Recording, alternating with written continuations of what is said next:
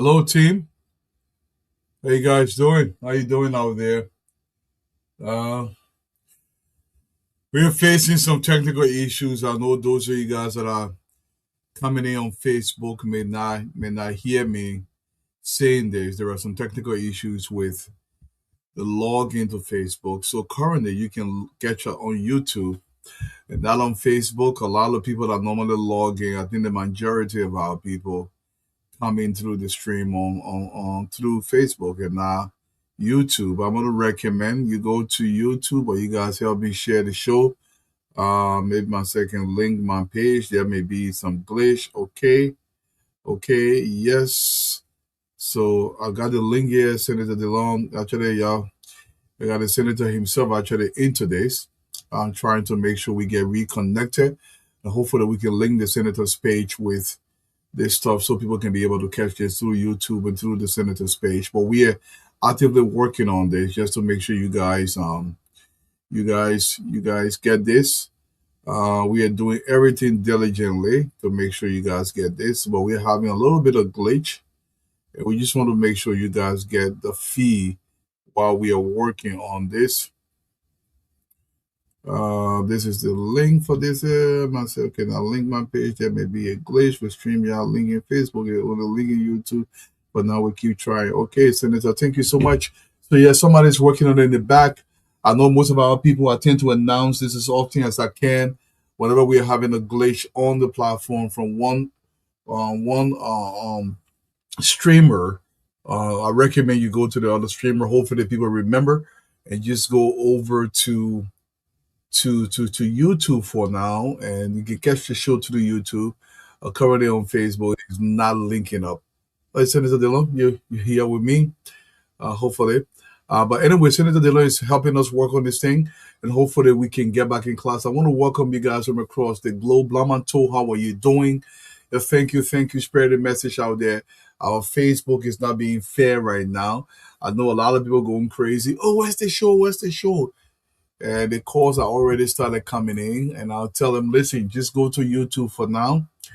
Stanley Galia, thank you so much. Those of you guys who watching on YouTube today, Mr. Aseta out of Staten Island, New York, we say welcome to the show. Thank you guys, man, for at least popping in here.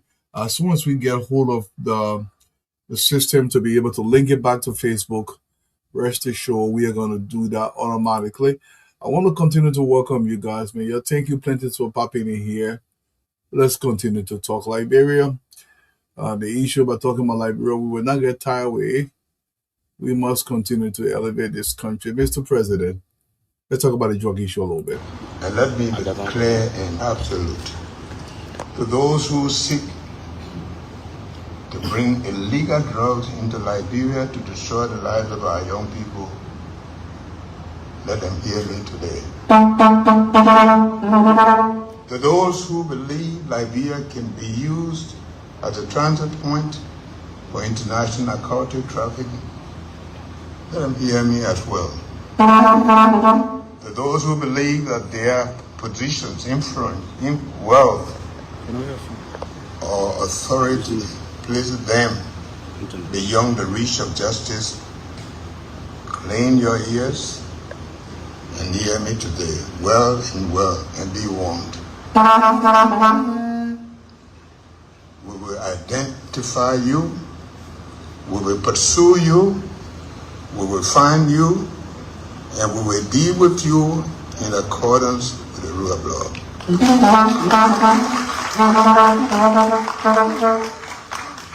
There will be no sacred cows in this Joseph Remark Walker administration.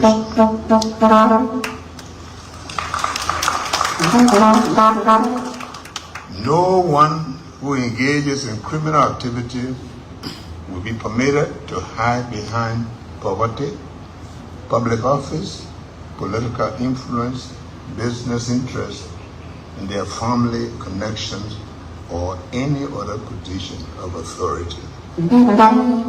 So whether you're a government official, a law enforcement officer, a businessman, a custom broker, or an ordinary citizen, the law must apply equally to everyone. This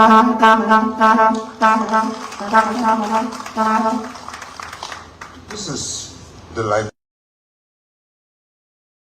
Yeah, my sister Tana Cooper, thank you for remembering that.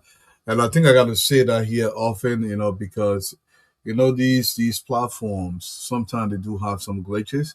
Like I said, we are having a little bit of glitch linking to Facebook today for some reason. So if you remember, if somebody contact you, the class is now on today. Just tell them it's on YouTube for now, and we are still trying to fix it in the back here.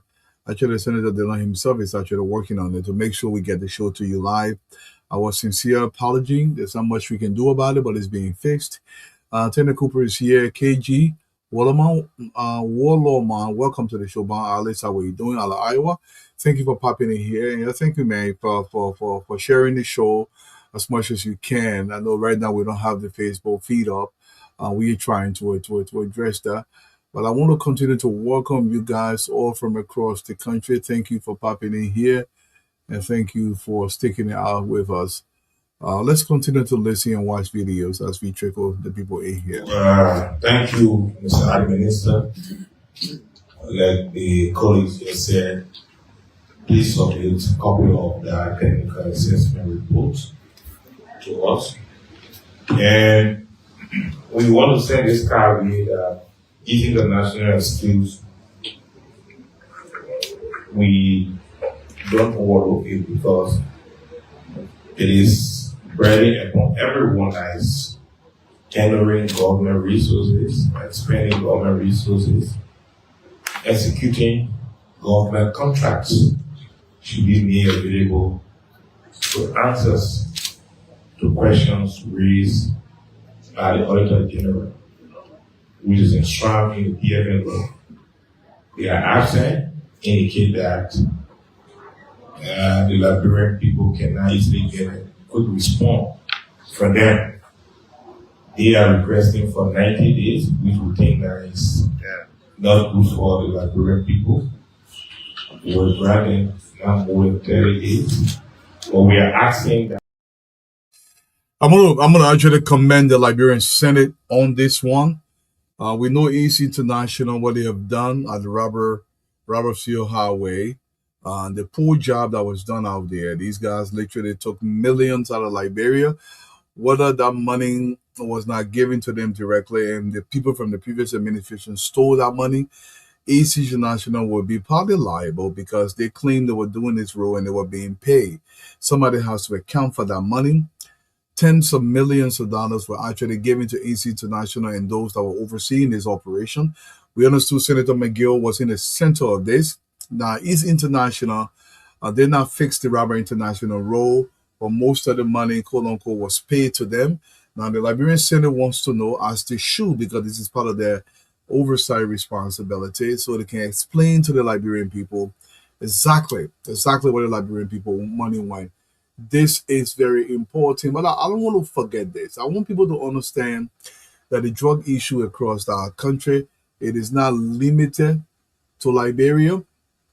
Absolutely not limited to Liberia. This is a big deal across West Africa. These guys are coming in from every angle. In fact, parts of Nigeria, they're facing similar problem. Let's listen here briefly so you can get a overview of what is happening in other parts of Africa to fully understand that the drug cartel are literally planting seed everywhere, stretching the tentacles everywhere to capture the West African market for manufacturing and then begin exportation to Western markets. Fellow Liberians, so if you come across my video, I would like for you to give me a follow or please share. As you can see in the video, you see here, this is Nigeria. This is Nigeria. The drugs cartel, what their target is the entire West Africa, is not only Liberia. As you can see in this video, this is Nigeria. They went in the deepest part of the forest and then they built this facility. As you can see, nobody lives around this facility. Nobody, there's no resident of that area. So the reason for which I came to make this video is to create awareness. The drug cartel is not only Liberia. Their target is not only Liberia, rather. Their target is the entire West Africa. So we gotta wake up. Liberians, y'all gotta wake up. These guys are targeting the entire West Africa. because they know that we are so vulnerable. Our Yes, the drug cartel is everywhere, but we are extremely grateful that in this moment, in this time, President Baka is governing this country. The security personnel across our country, they got a lot of work to do. For those of you who are just coming, we are currently not on Facebook due to technical issues. If you normally come to Facebook, if you remember, I always try to announce. If you don't see the show on Facebook, make sure you go onto YouTube. I guess now we have to expand the show to other platforms as well to make sure people can get this. We are still working diligently to reconnect with Facebook. There's been a disconnect. So if somebody calls you, just let them know the show is on YouTube. For those of you who are watching on YouTube, and I always love to tell people if you don't find the show on YouTube, go to Facebook, vice versa. If you can't get on Facebook, pop into YouTube. Sometimes these glitches happen. This is part of the normal protocol. And I hope we get it fixed before the show really get into the meat because we have a lot to talk about here today. You know, I love that Liberians are beginning to talk about their country. They are beginning to make a lot of noise about what happened under the previous administration and the approach being undertaken by President Boakai. Let's listen to this Liberian here as he talks about the mess that were inherited by this administration and how diligently, how professionally, and how they have brought leadership to the country and they continue to improve the conditions of our country. Let's listen to this, brother. You know, I'm just sorry for JMB, right? To be honest with you, this is not the kind of amount of mess that I expected JMB to be cleaning up. We elected the Papier to come and stop the looting that was going on during Joshua, what do you call it, regime. But for me, I didn't know this kind of, it was at this kind of level that these guys have established to be transporting drugs through Liberia, bringing it to Liberia and transporting it. To be honest with you, I didn't know that.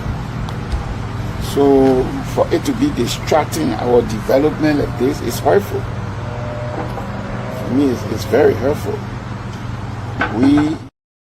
It was not just the drugs, the mess that Liberia now fully are aware of. It was not just the drugs that these CDC boards allow to be entrenched in Liberia. They destroy every single institution across the country. In the very first 6 months of President Bwaka's administration, almost every single minister, every single director, every agency head across the country came on live TV and they presented to the country video, audio, everything, how horrible these lucky Grenada boys took the country and destroyed this country. They did not understand in any way, shape, or form what it took to run a simple organization. President Weah went in and got misfits and put them in places that they are not supposed to be. They destroyed this entire country. And this is why when people sit there and think, say, somebody will just keep quiet and allow this country to go back to lucky Grenada boys, it's not going to happen. But the very people who are claiming, you know, I was building my hall, and my hall, I'm feeling President Weah need to come back so I can finish my hall. We're going to say this to you. You are a criminal, and you should not have any place in Liberia. Weah is not fit to become a chief of Pound One tappers. We took this country and we gave it to him. And some people think when we say that we are joking around, this man was not fit to become a manager for street sweepers. We took this country and we gave it to him. This total idiot, we took this country and we gave it to him, and we didn't understand the cost it was going to cost our children. And then people who don't understand what this was, they come out and say, we were afraid to bring a man back because Labrador when I'm born. We won't see it.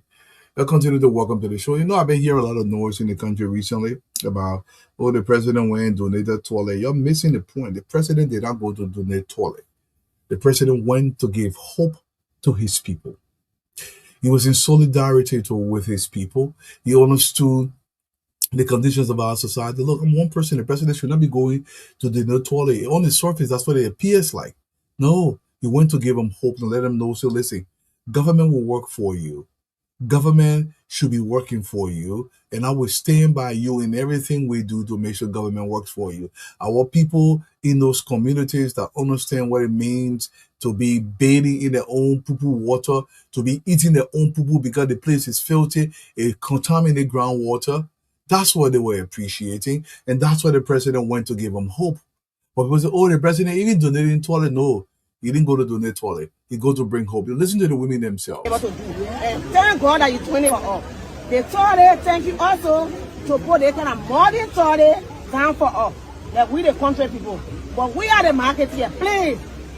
I think they kind of toilet it belongs to us. So at least some of us before we die, so I was so okay when we use that kind of place here. Sorry to say so, Jay. For you to use it. Yeah. They So, arrangement, they did work between you. so thank you so much. If we're here to use it, it was hope. The president intended to bring hope. It's not because he went to go dedicate a toilet. You're missing the point. We are a small society. For a very long time, government did not work for the people, and now government must work for the people. And the president just goes there as a reminder. If I see the celebration of my people in Nukutan, in West Point, our children are selling in the street. The president has embarked on a new strategy to remove these children from the streets of Liberia so they can go back in school and listen to people celebrating this new strategy by the president. These things are not saying, oh, the president go to Nugutan to dedicate school, simple thing at school. It might be simple to you and I, but for our children who are selling in the streets of Monrovia, it is not simple. Now listen to this more.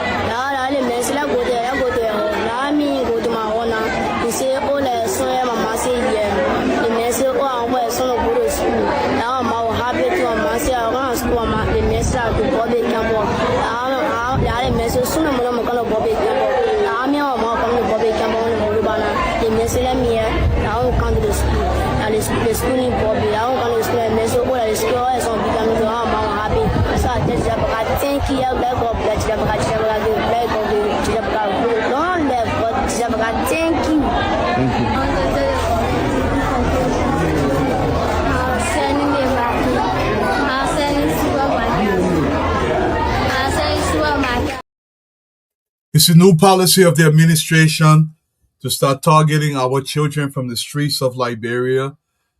Tens of thousands of our children probably scattered across the country, not going to school. It's against government policy going forward. Y'all listen to me carefully. It is against government policy now for you to not put your children in school. So you can say I got money, it's free. You got to take the children from the street. And President Bwaka himself actually have people out there from the gender ministry, from the Ministry of Education. If they have children selling in the street, they will take the children from there. They go to the man and they say, listen, got to put a child in school, and they are putting it in school. Somebody will say, oh, that school we eat. We can't address all. Sometimes I just look at them. The policy will continue to unfold.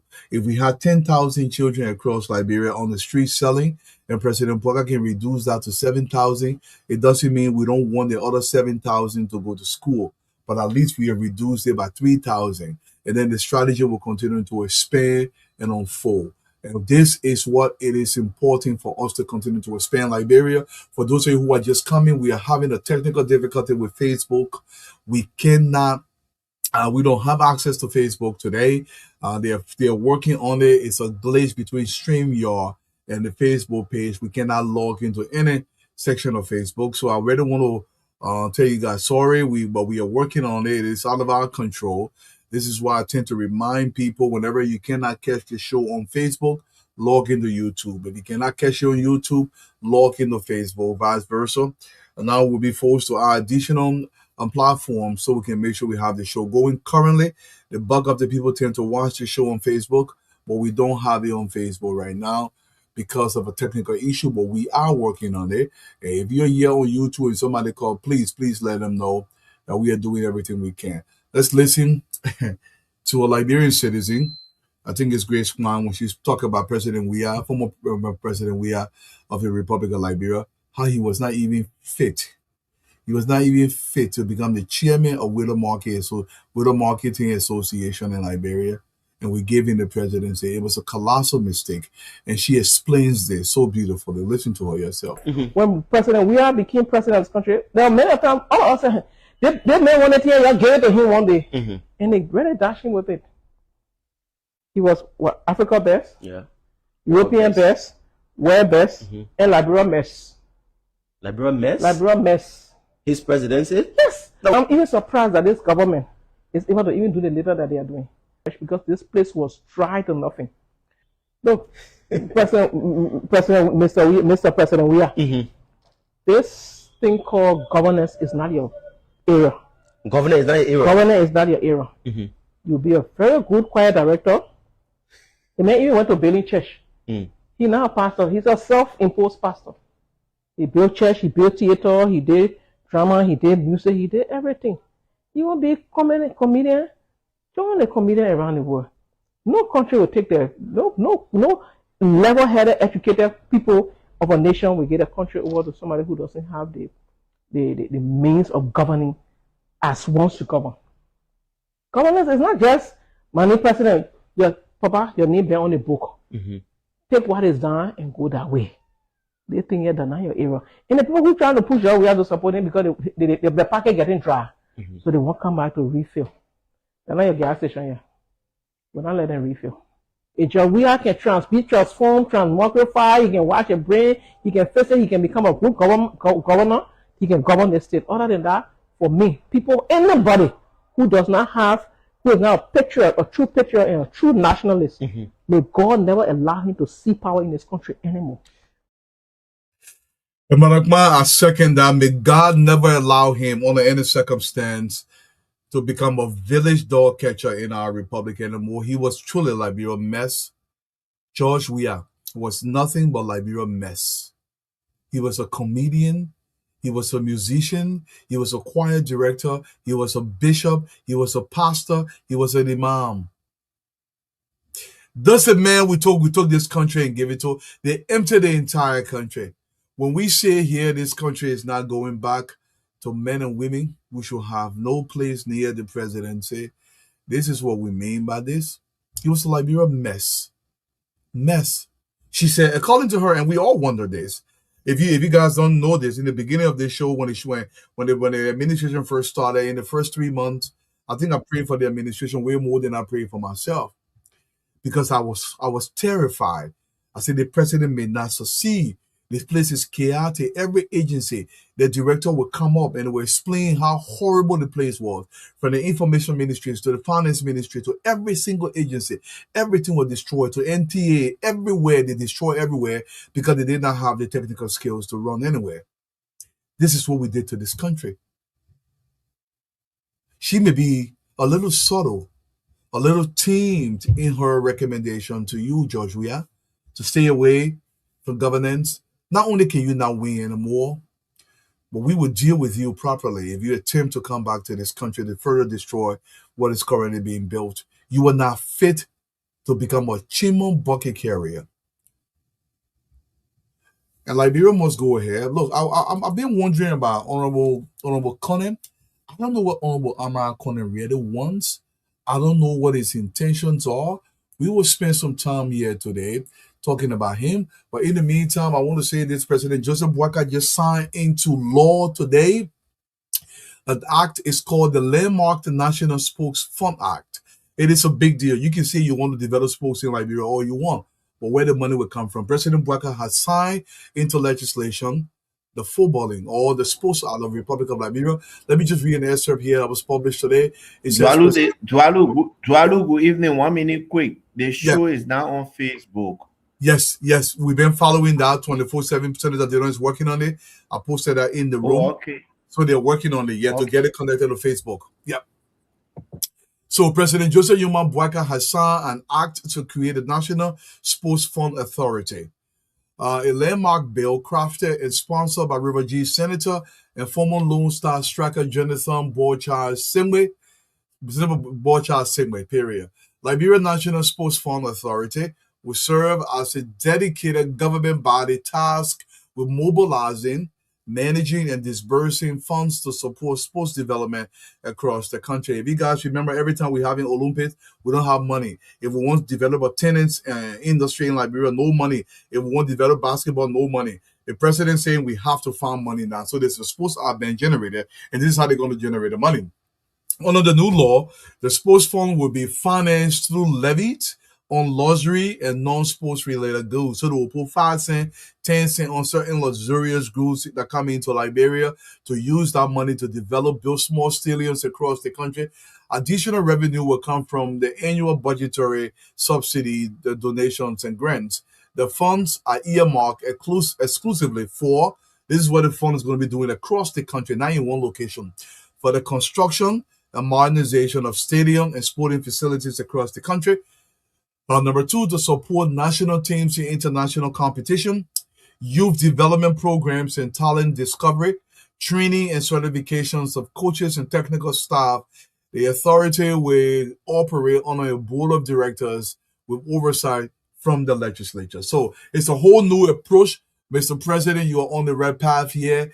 Our children will be far better than us. We will develop better skills in tennis, better skills in swimming, better sports and skills in footballing, in basketball, in volleyball, in any kind of sport any Liberian child want to play, even if that chess, if that checker. So then they're having an international, there will be money set aside to make sure we promote Liberian talent so we can create kids that are far greater than us. This is a big deal. But additionally, additional money will be used to build small stadiums across our country, to build gymnasiums. If children want to do tate pikin, as we call it in Liberia, or they want to study gymnastics, they won't go to Olympic, the money will be there to develop Liberian talent. Big bravo to the president, a man that never kicked a lamb in his life, was not world best. He's the one promoting sports like this. I also want to say this from the Ministry of Justice. August 15, 2026, the Ministry of Justice, under the dynamic leadership of Councilor N. Oswald Tuer, reports a strong performance by its prosecution team during May 2026 term of court. Of the 99 cases taken to trial, prosecutors secured 77 convictions, while 11 cases resulted into acquittals and 11 ended in hung verdict. The result reflects the continued work of prosecutors across the country in representing the Republic in pursuing criminal cases through the court. Meanwhile, the ministry commends its prosecutors for the tremendous work and dedication throughout the term and encourages them to remain steadfast in discharge of their duties. This is coming from the Ministry of Justice. But I want to play this before we start the show today. Before I even read what Senator Conan posted, I want to play this beautiful rendition that was put together by Carl Formula. Big shout out to her. We got some questions for Senator Conan. We are not sure what his agenda is, what Senator Conan is up to, but we're allowing the Liberian people to desire. You enjoy what I said before we started. An ode to Senator Conan.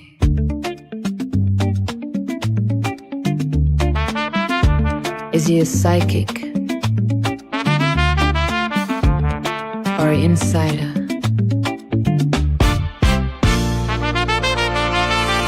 Who wants to snitch?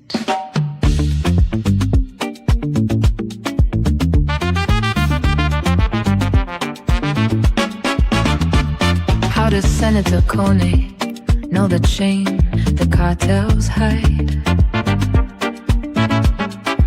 The State Department says one player cannot know every face inside.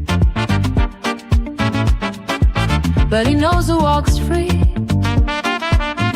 and who the system lets go. You tell us, Senator, how you see what investigators don't know. How does he know? How does he know? He talks about the cartel like an insider in the show. If you have the names, if you have the proof, why Facebook Senator turn over the truth?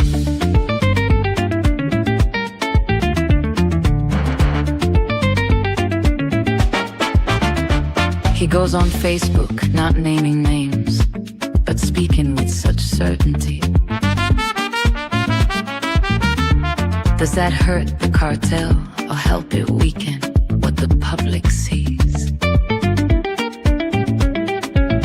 If you want arrest, turn over evidence, let justice do its part.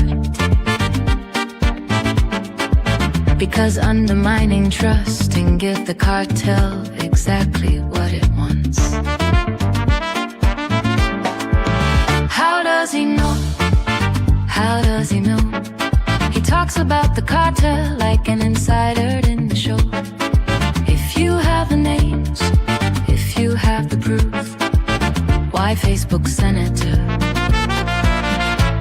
turn over the truth?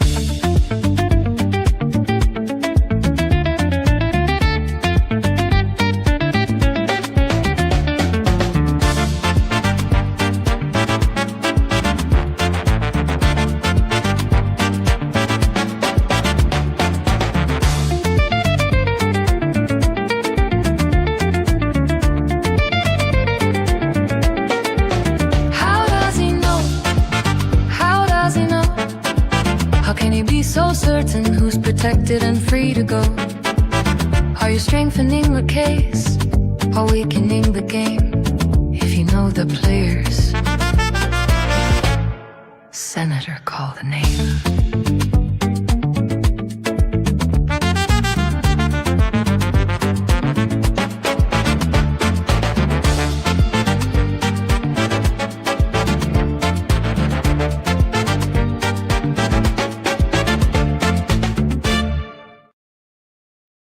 Yes, how does he know? How does Senator Conan know?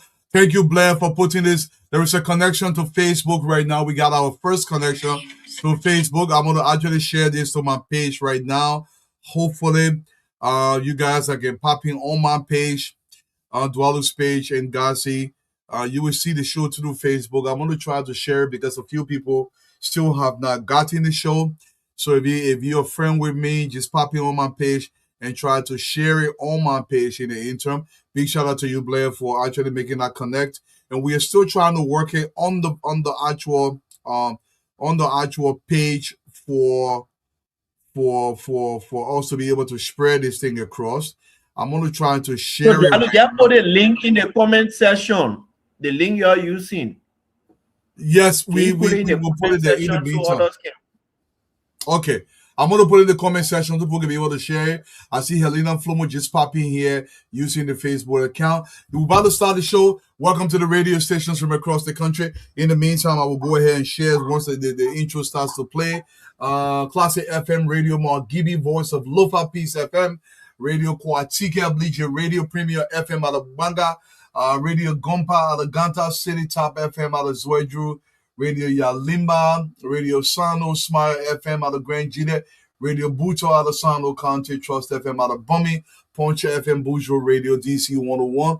From all across the country, by our apology, the Facebook StreamYard, there's a disconnection with our Class Reloaded page, but we are still trying our best to connect with the proper page. So please, if you can share, if you have it, I see Master Doki is on Facebook, Dolo Dolo is on Facebook, Wilma Dwyer is on Facebook, Dempster Greer is on Facebook. Please share. I'm going to share in at least 17 groups in a second.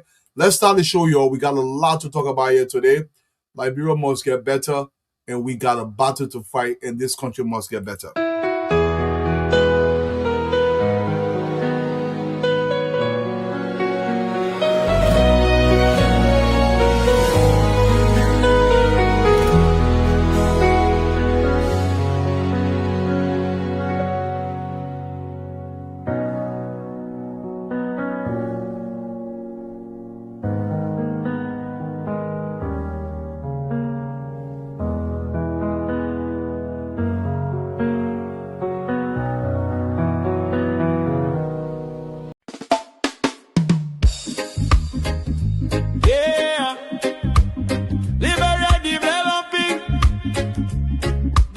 Class Reloaded, the #1 online show that brings the truth.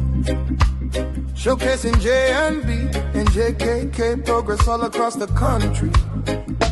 Oh, the Class Reloaded, we are online every day. Showcasing progress the Liberian way. Well, JMB and JKK, they're making the way. The Class Reloaded, we're shining today. Hey. Oh. From Monrovia City to the other counties, development talk shake the country. We talk the truth, we don't lie. The rescue mission making people smile. Roads getting better, schools better, electricity stable, no more hoping. We see the change, we see the light. Unity Party doing things right. Who talk the facts? The Class Reloaded. Who bring the vibe? The Class Reloaded. Support development. The Class Reloaded. Who better arise again? Oh yes we can. Who talk the facts? The Class Reloaded. Who bring the vibe? The Class Reloaded. Support development. The Class Reloaded. Who better arise again? Oh yes we can. The Class Reloaded, we are online every day. Every day.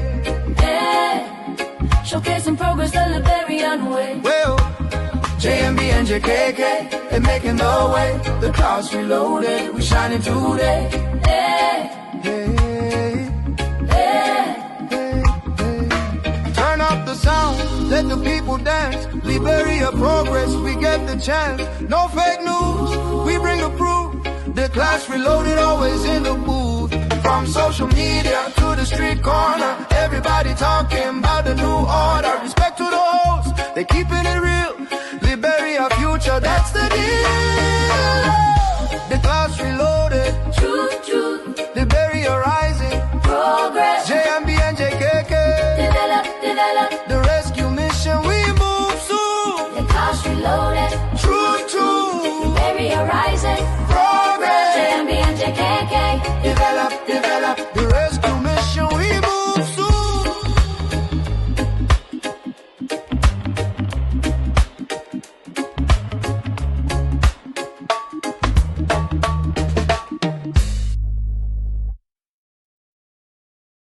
Yeah, thank you plenty. Again, we're having a little glitch with our official Class Reloaded page. However, we just log into Facebook so you can catch the show on Facebook. I see a few people here. Arnold Bombo is on Facebook. Albert Blair, my brother Blair, thanks for sharing. I just shared to a bunch of platforms. Flomo Livingston, JJ is also on Facebook. If you guys can share for us, we really appreciate it. Most of our people cannot log in. Yasia, welcome, Helen Flomo. Thank you so much. Sometimes when people want to insult people, they will go through this other method. and we don't have access to block them if they insult people. That's the only downside. But we will make a do amends today. Hopefully, nobody trying to be rude on those pages because we have not the kind of control. But I think Albert still have access to be able to block you if you start insulting. Again, you're welcome to the show. Before I bring the guys on board, man, I know we're running a little late today. We did start on time, however, we're messing around in the back trying to bring you guys online. I wanted to talk about organization, but I'm not going to do that today. We'll actually do that tomorrow. But before we start the show, before I bring the guys, I want to listen what was published today for the Access Recovery. It's a little short video. They're going to start doing little videos now based on what is happening in the country. Let's watch this 1 minute video and then we bring the guys on board. We start the show. What happened to the US dollars 500,000 worth of rice donated by Saudi Arabia to help disaster victims in Liberia?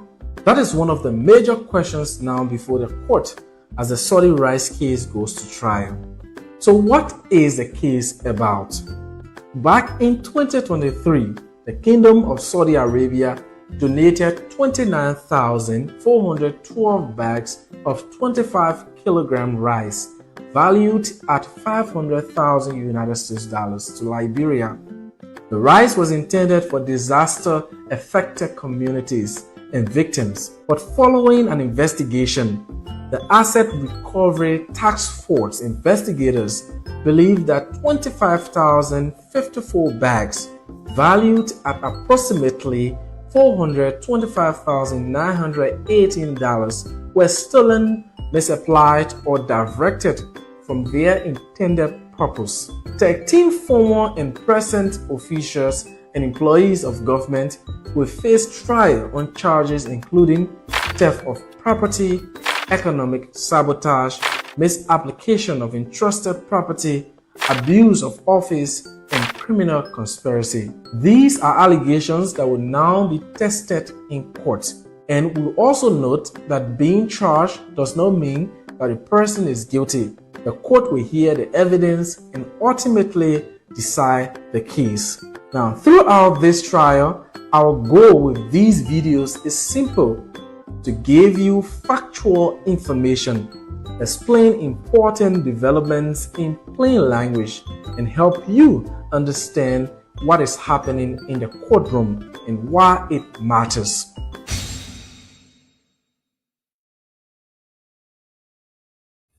That's it. Asset Recovery out there talking about what happened. I know there was jury selection today. The 15 guys went to court. We had the listing here. Blair, how are you doing, my brother? Welcome to the show. How's everything with you wherever you are? Welcome, Blair. How are you doing? Hey, Donald, you getting me right? Yep, yeah, you're good good. evening. Good evening. And good evening to the rest of our audience there. Hope the other guys will pop in tonight. Like regular, I've been on the show up to the end over the past week. I'm going back to work tomorrow, so we'll have to start a normal routine, after 12 o'clock. But it's a great thing to be here. I'm re-streaming on the show directly from StreamYard to Facebook, so at least other people should be able to have access to it. I don't have that glitch. So the good thing is that, right, and they are sharing it. They have shared 150 times now. They're sharing it. Yeah, they're sharing it there from my page. So it's a good thing that we ought to restream the show so that our people, because it's very important, these people depend on us every day to be able to come to help them understand what is unfolding in the country. Amidst these propaganda and fake and misleading information that people that Amarak are carrying out there, they are doing double standards, but they're writing and talking about double standards coming from within government. So it is a good thing. Good evening, Minister Pierre, big brother. Good evening. I hope you're doing great and you have improved health-wise immensely. I hope so.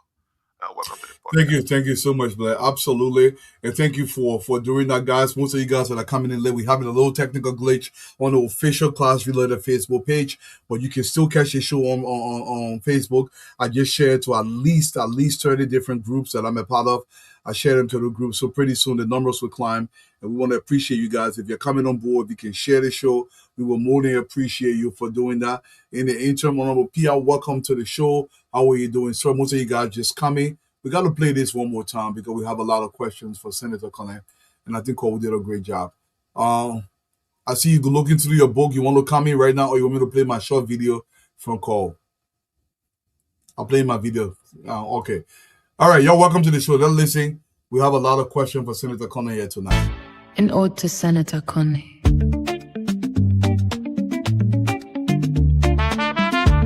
Is he a psychic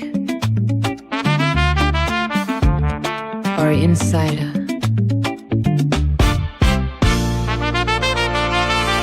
Who wants to snitch?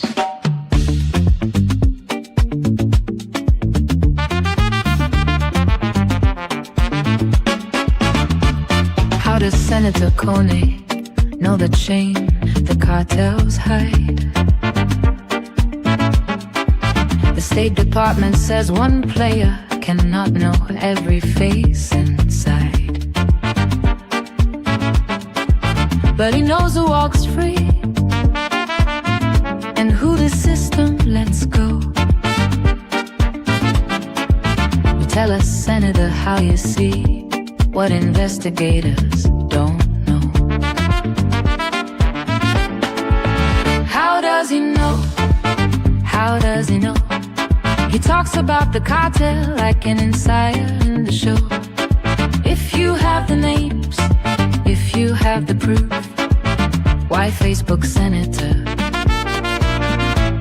turn over the truth?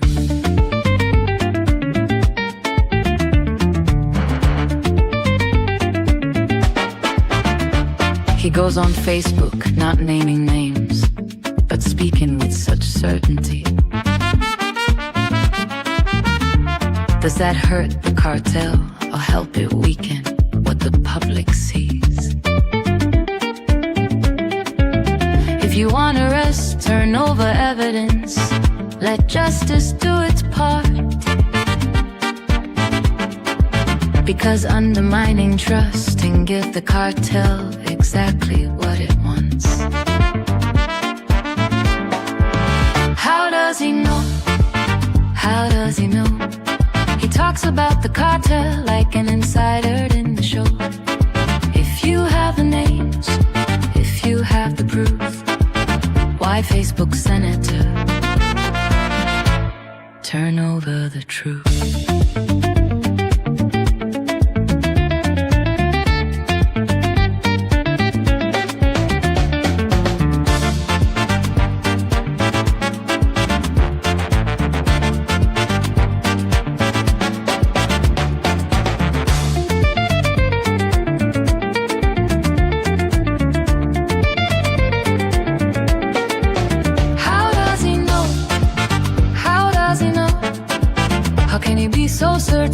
Protected and free to go.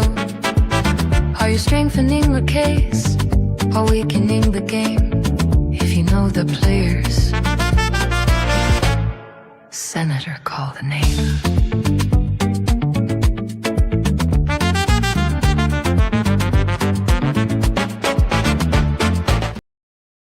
Tinaha, call in here if you know. Welcome to the show. It's on the docket. I think it's our second topic for tonight. Honorable Minister Pia, welcome to the show. Managing Director Muali, how are you doing? The boys in your call. Honorable Pia, welcome, sir. How are you doing? Happy Monday, if it's happy. Yeah, thank you. Thought to pass around. I was watching the chat room, and Mr. Ma, who has been assisting you very strongly, along with Abba and others, had mentioned that he had an engagement, family engagement. So I said, well, then I got to step in. That should normally not be the case if you have all of the guys taking this thing serious, the Stevie, the Patrick, the Clyde, Daniel Sando, and everybody else, Fatima and the rest of them. If they were all flooding in, that would not be much of a problem. But like I say, in and out, we're coming. We want to remain that voice that is looked up to, and that will not be the case if we are all over the place. Preparing for tomorrow's press conference. The promises to be good. So yes, it's good to be here for a while with you guys, and let's talk about our country and a place where a whole lot is happening. And what a skill, what a talent, and what an innovation. And I'm making reference to what you just played. The message pointed, direct, strong, but made in a way that somebody is excited and interested in listening because it's music, it's rhythm, the beat, everything. But when you listen very carefully, on there lies the message, strong message, and it's true. You live in America, other people, Albert is in Europe, all over the place. The most powerful nation on earth, America, has not been able to resist the penetration and infiltration of drugs. If you check the number of persons who've been arraigned before courts, different courts, for drug-related cases. But a small country like ours that was basically surrendered to the drug cartel 6 years ago, the cartel being allowed to take hold and put their feet down very strongly, get entrenched. And you have an administration with the political will that is engaging and confronting the cartel and uprooting it. You see the cartel dismantling. And in the midst of all these efforts to see high-ranking public officials making insinuations that they are not prepared to help investigators with, is so unrealistic, unpatriotic, and unnationalistic. As the security forces are doing their best to hold people culpable, people will shout with the loudest voice that they know the big guns and that these people being named are the smaller fish.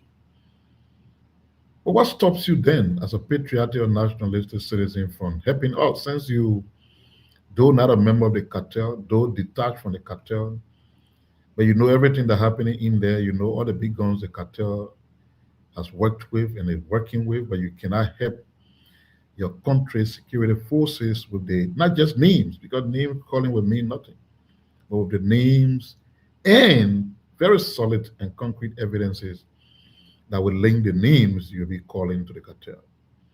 Why do we take our country this way? Why do we treat our country this way? Something that has placed many countries to be unsafe. You hear about drugs in Haiti. You hear about drugs in Mexico. You see how powerful the cartels are. In some cases, they become more powerful than the government. Citizens are unsafe. People are being gunned down. Where a cartel is entrenched. Who wants that for a small country like you? And so rather than putting our hands together, putting our hands on deck and confronting these situations, some have seen it as a political weapon. Towards what end, towards what goal, I don't know. But terribly, terribly a situation of using this situation for politics, when this situation, trust me, can give you zero political dividends. So what the motivation is, I don't understand. But we'll not be deterred as a government. We will not be shaken, nor will we waver. We've committed. We thank God for all the strong international people that are with us. It's unprecedented that you have the FBI, the Homeland Security, the DEA from the US, all assembled here. I had an experience on Saturday. I went to a diplomatic function. And I wouldn't want to be specific, but a key foreign diplomat walked to me when I was getting ready to leave the occasion and called my attention, and I went to them. And he says, Mr. Minister, I called to commend you. From the very beginning, he says, we had some concerns on how the government was handling communication around the drug situation. He said, but then we realized that you and your entity that appeared not to have been in charge eventually took charge. Whether it was a conscious decision to avoid or exclude you, we changed eventually, but we have noticed that since you took charge, government communication on the drug situation is effective. And he says, I wanted to commend you for that. That's why I stopped you. So while our own people, our own government officials are playing games and busy with politics, our foreign friends are saying concrete and effective actions. And when they have the opportunity to interact with people in different places, they call you, acknowledge that, and give you that pat on the back. Like I said, for some diplomatic reasons, I wouldn't want to call the name of where the commendation came from. It came from a very strong place. So we got to keep doing what we're doing. We're getting it right. Yeah. Those who are either in sympathy with or aiding the cartel are the one who think they can shake us from the foundation we've established and from holding on in a fight that, from all indications, we are winning. Bigly too.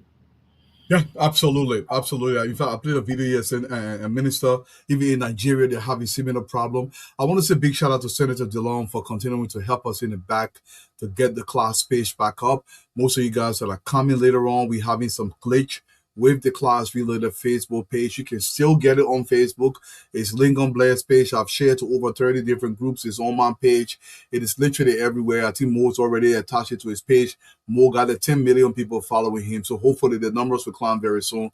But before Mo chime in, I want to play this video, Mo. Before you say anything, but we got to play this video. 132,000, don't say 10 million, please. I mean, 10 million people follow you. Your page are small people there.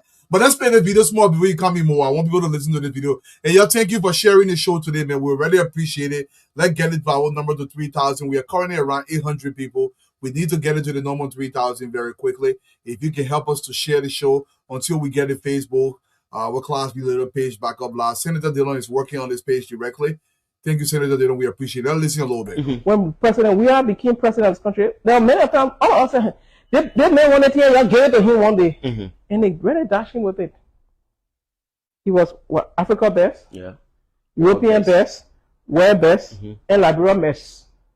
Liberia mess? Liberia mess. His presidency? Yes. No. I'm even surprised that this government is not even doing the little that they are doing. Because this place was dry to nothing. Look, Mr. President, we are. This thing called governance is not your era. Governance is not your era. Governance is not your era. You'll be a very good choir director. The man even went to building church. He now a pastor. He's a self-imposed pastor. He built church, he built theater, he did drama, he did music, he did everything. You want to be a comedian? Join a comedian around the world. No country will take no level-headed, educated people of a nation will get a country over to somebody who doesn't have the means of governing as wants to govern. Governance is not just my new president.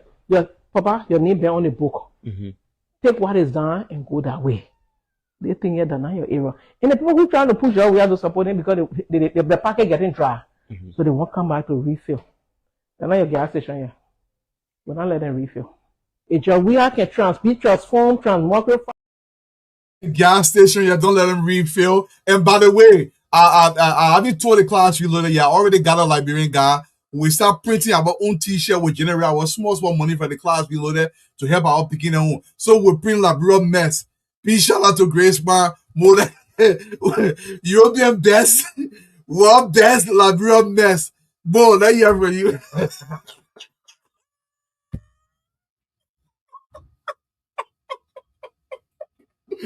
I'm printing that t-shirt, you don't worry, y'all buy it. More my man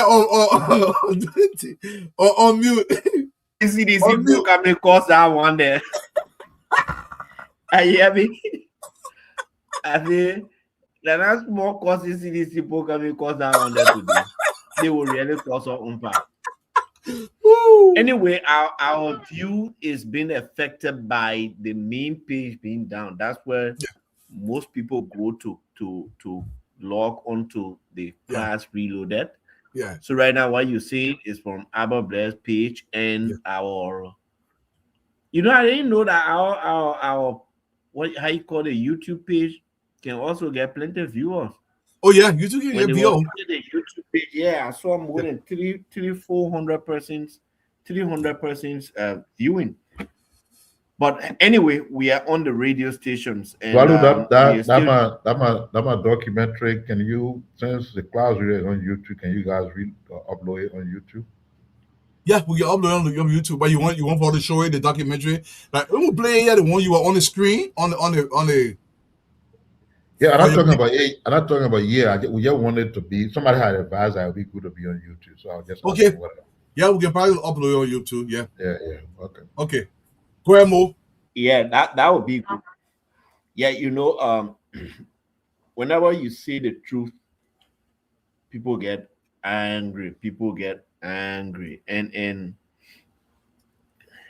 I don't understand why they can be getting angry. They can tell their own. Yeah. We don't get vexed. You see, the thing about us is that we have learned to have elephant skin. So when you tell your own, we don't get vexed. What can make them vex is that your one can attack, and then you see a whole army running behind you. We don't leave anything because we know this country. You know, when you allow them to say it and you don't react, there is a tendency that they will continue, and that the how you call it, the people will begin to believe it. They say a lie told so many times can become true in the ears of the people. Every day you just you repeat one thing, even if that thing that lie, the fact that you become very consistent in saying it, it becomes the reality. It becomes the reality. And I know, Dwalu, you say we discuss Senator Amara Corners consistent uh you know posts on Facebook and all these things. I know that should be a real topic that we should discuss. Yeah. We should not let it go, because this is not just a senator. This man was deputy minister at the Ministry of State. He became minister of planning and economic affairs, became minister of finance, the first minister of finance and development planning, went up to the World Bank and held a position there in East Africa. He was based in Kenya. This is not a person who has a very huge audience that you just. The only thing is that most of his posts, the double standards in them, why he's accusing people of doing double standards. So we will come to it. Today, I witnessed an interaction between the Student Unification Party and the president of the University of Liberia. It started off on a not so conducive note, but then at the end, I saw the students were engaged with the the president of the UL, Dr. Mapayan, and I thought the latter part of the engagement I thought that was civil. The beginning part was not so civil, but again, we hope that this issue of the university can be solved. I don't feel good when the students are not in school. We believe that there should be a solution to it. But also on the renovation of the UL. The other day, somebody from the Ministry of Finance called and asked me, how are you doing? He said, Mo, how are you doing with utilizing your PSIP funds? And I said, well, we are almost 100%, because all of the projects that we intended to do for 2026, we are on course with everything. We've completed procurement processes, we've signed contracts, constructions are ongoing, constructions are about to start, and everything. The person said, well, congratulations. There are issues with the UL. They have PSIP money, but up to now, only 9% they have access, which tells me that there is a problem. Because if the money is there and you are not accessing it, when other problems come out, emergency problem, the finance ministry will definitely switch it there. So we need to understand what is happening, because the only PSIP I know that they will have is renovation of the university. So if there are funds available or it is in the budget, and up to this time, we're going the middle part of the year, we've passed the middle of the year, and you haven't done all of these things, maybe gone through procurement processes, or maybe they are taking long to go through the procurement processes, we need to understand, and then maybe, people can give pieces of advice to help them move forward with it. But I don't think it is an entirely good thing that you have money allocated in the budget and end up to this time because from my experience, the first thing you want to do is to submit your proposal to the Ministry of Finance. So this time, it doesn't mean that because you have money in the budget for public sector investment, then you can just go and access it. Exactly. You have to develop a comprehensive proposal of what you want to do, of the comprehensive budget on how you plan to implement, to utilize the money. The budget should be there. Every part of that has like what will be there for personnel of the project, what will be there for capital expenses, what will be there for operational costs, and everything. You will submit that proposal first to the Ministry of Finance, and their unit, the PRU unit there will review your proposal and they will approve it before they can approve allotment. If you are not going through that, the Ministry of Finance will not approve allotment. It's not like before you just sit down and you say, I want my allotment, especially it's for PSIP. They won't do it. So maybe there are some issues there.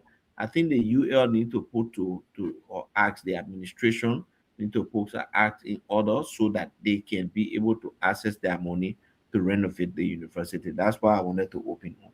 Thank you so much. I was actually listening to the president of the university today when she was walking through campus. I know the government has allocated a little north of $6.5 million for renovations across the university. This is a big deal. But Blair, let me come to you before we actually go into the meat of this thing tonight. I want to put this up here, But and I want my Eduardo, go ahead. before you go there, it's a major point that Mo introduced. Most of us around here are former students and graduates of the university. Most of us here were also involved with student activism, particularly from SUP. And we've opportune to be in government. It is not a good reflection that even though the university is our root and we've been given the opportunity to serve in government, that it will appear like the university is not being given the attention it deserves, when it is actually the opposite. That university's budget has reached to over 40 million. But we also separated the operational budget from the university to what appeared to have been the desire for renovation, considering how dilapidated all of the campuses look. And so separate from the approved budget of the university was 6 million was elected. And that has been known since the beginning of the budget year. We now run the budget year from January to December. We're in August, which means since we passed the budget, we've gone 8 months. So 8 months into the execution of the current budget, money allotted there for renovation hasn't been done, then it's a concern. Because many will not know that, oh yes, money is actually there and it's implementation. The government will allot the money, the university authorities have to work towards implementation.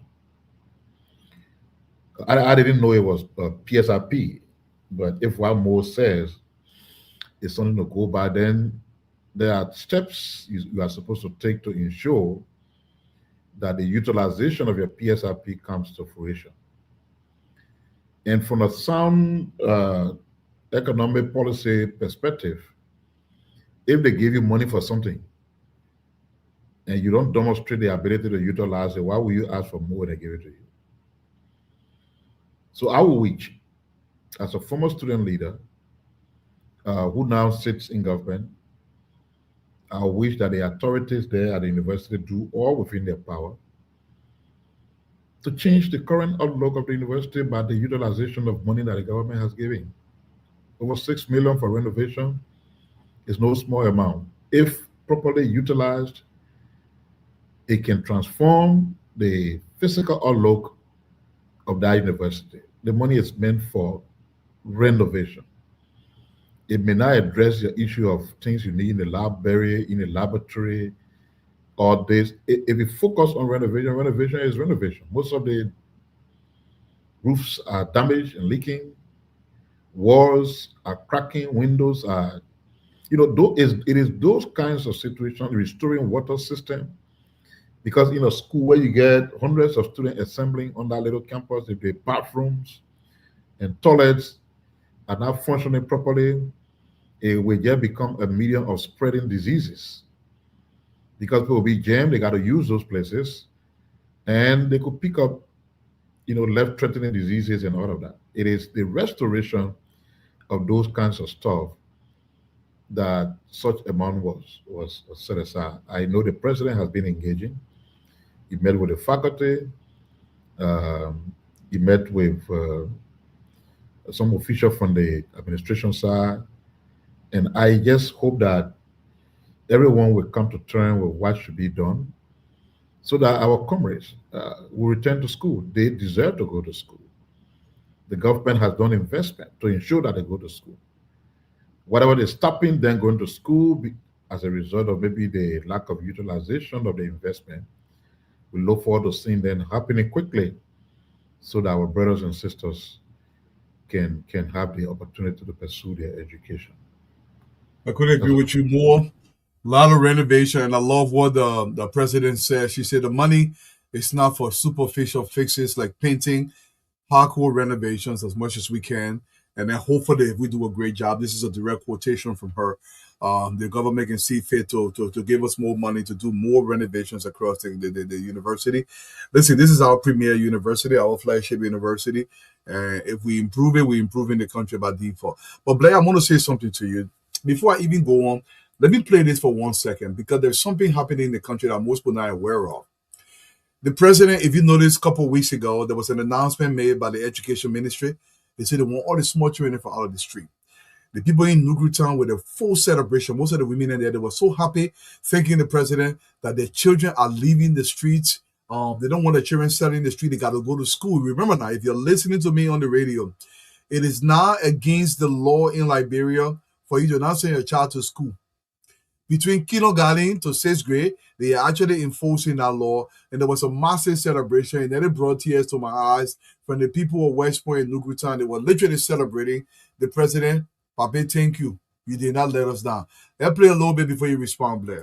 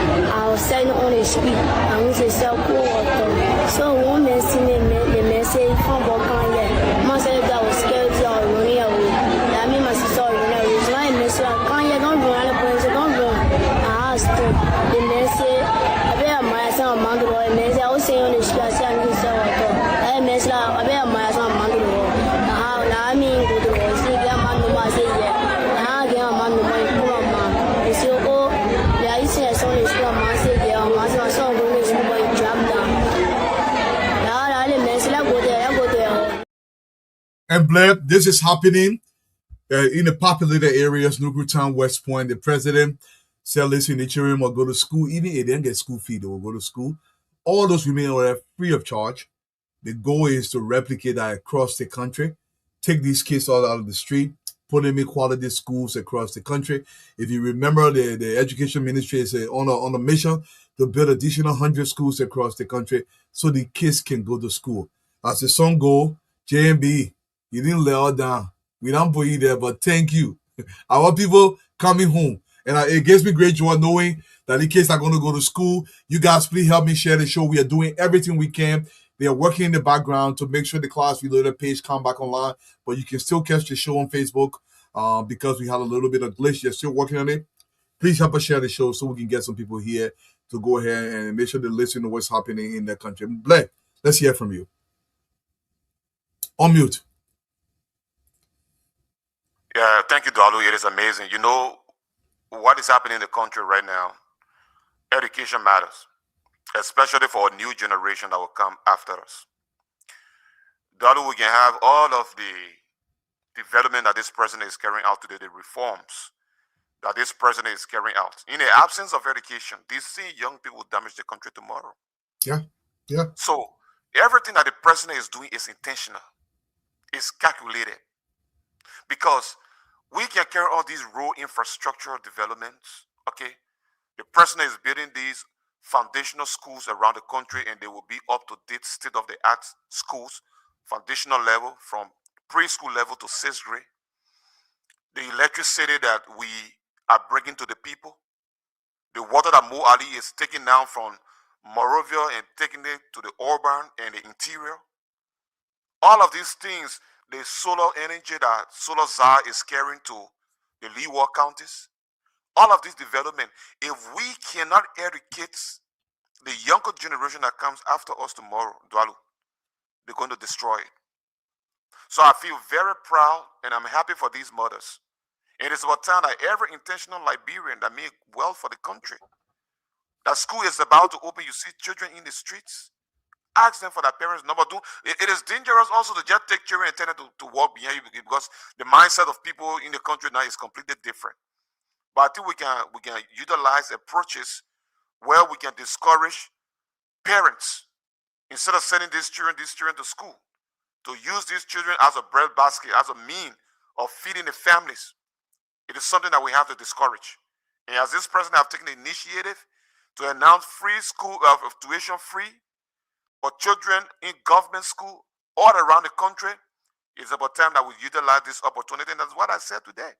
I said nobody is going to distract us from the gains that we are making. Nobody is going to use the internet to want to distract the entire country from what is happening, the good things that are happening.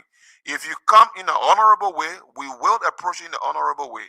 If you come in a dishonorable way, we will repel you in a dishonorable way. Dwalu. Yeah, you could not have said it better. I remember here many, many years ago when we were in high school, one time we caught school, we went to the mall, the police arrested all the artists. They go back to school, they call our money for us. So going to school, and I'm playing 13, you got to go to school. And across our country, our children can be selling cool water. Thank you. I know people still calling me personally, guys. You help me share the show so we can get our people here. What happened to the show? What happened to the show? I got more than, I don't know how many text messages and people calling. I cannot answer your phone call. Please, we have shared to so many platforms. We will continue to share until you get the show. I want to come to you, Abraham, but I want to post something here. Mo got 10 billion people following. Y'all go on Mo page. I swear they show there. I want to post this on the screen. This is very important. Not this one. This is not this one. This one here. So, a new legislation has been signed by President Boakai. It's not just ordinary legislation. I know a few other guys said they were coming on. Patrick and Fatima were coming on because we want to go in the middle of this thing tonight. We want to spend some time on Senator Colin and his proclamation. I got what he posted on his Facebook page today. But I want to read this very quickly, Abraham, so you can comment on this. Many times when there is Olympic Games going on, we don't have funding for the people to go there. When there are training, if somebody is good at tennis, that dream would die in Liberia. If somebody is good at kickball, I see kickball now going all across America. Liberians have not gotten credit for this. We have to find a way to initiate the copyrights or whatever they call it, or patent rights to this thing, so Liberia can be the originator of kickball, because I've seen kickball spreading across Liberia. All these things, they lay dormant in Liberia because we don't have resources. In the wisdom of some senators and now with the president of the Republic of Liberia, President Joseph Yoman Boakai signs landmark National Sports Fund Act into law. This act will make sure several things happen in the country. President Boakai has signed an act to create the National Sports Fund Authority, a landmark bill crafted and sponsored by River G Senator and former Lone Star striker Jonathan Boychild Simwe. Liberia National Sports Fund Authority will serve as a dedicated government body tasked with mobilizing, managing, and disbursing funds to support sports development across the country. Under the new law, the sports fund will be financed through levy on luxury and non-sports related goods. Additional revenue will come from the national budget and donations and grants. And this is what the sports fund intends to fund. This is what they're going to do. The fund are earmarked exclusively for the construction and modernization of stadium and sporting facilities across the country. So literally every county may get something out of this to build a sports pitch in the counties. Number two, to support national teams in international competition. Number three, youth development programs and talent discovery. Some of our children are very smart, they're very brilliant, but they don't have the means. The president says no more. We must improve sports across the country. Number four, training and certification of coaches and technical staff. So the very people that are going to oversee our children, we got to train them and certify them so we can create better coaches across the country. The authority will operate under the board of directors and oversight from the legislature. Let me come to you, Abraham. Some people talked about sports. The president is actually doing things about sports. Not only is he building academies across the country, like what we're seeing right now in district number 17, another one is going to be building Bangabon County. We're outside of Bangabon County.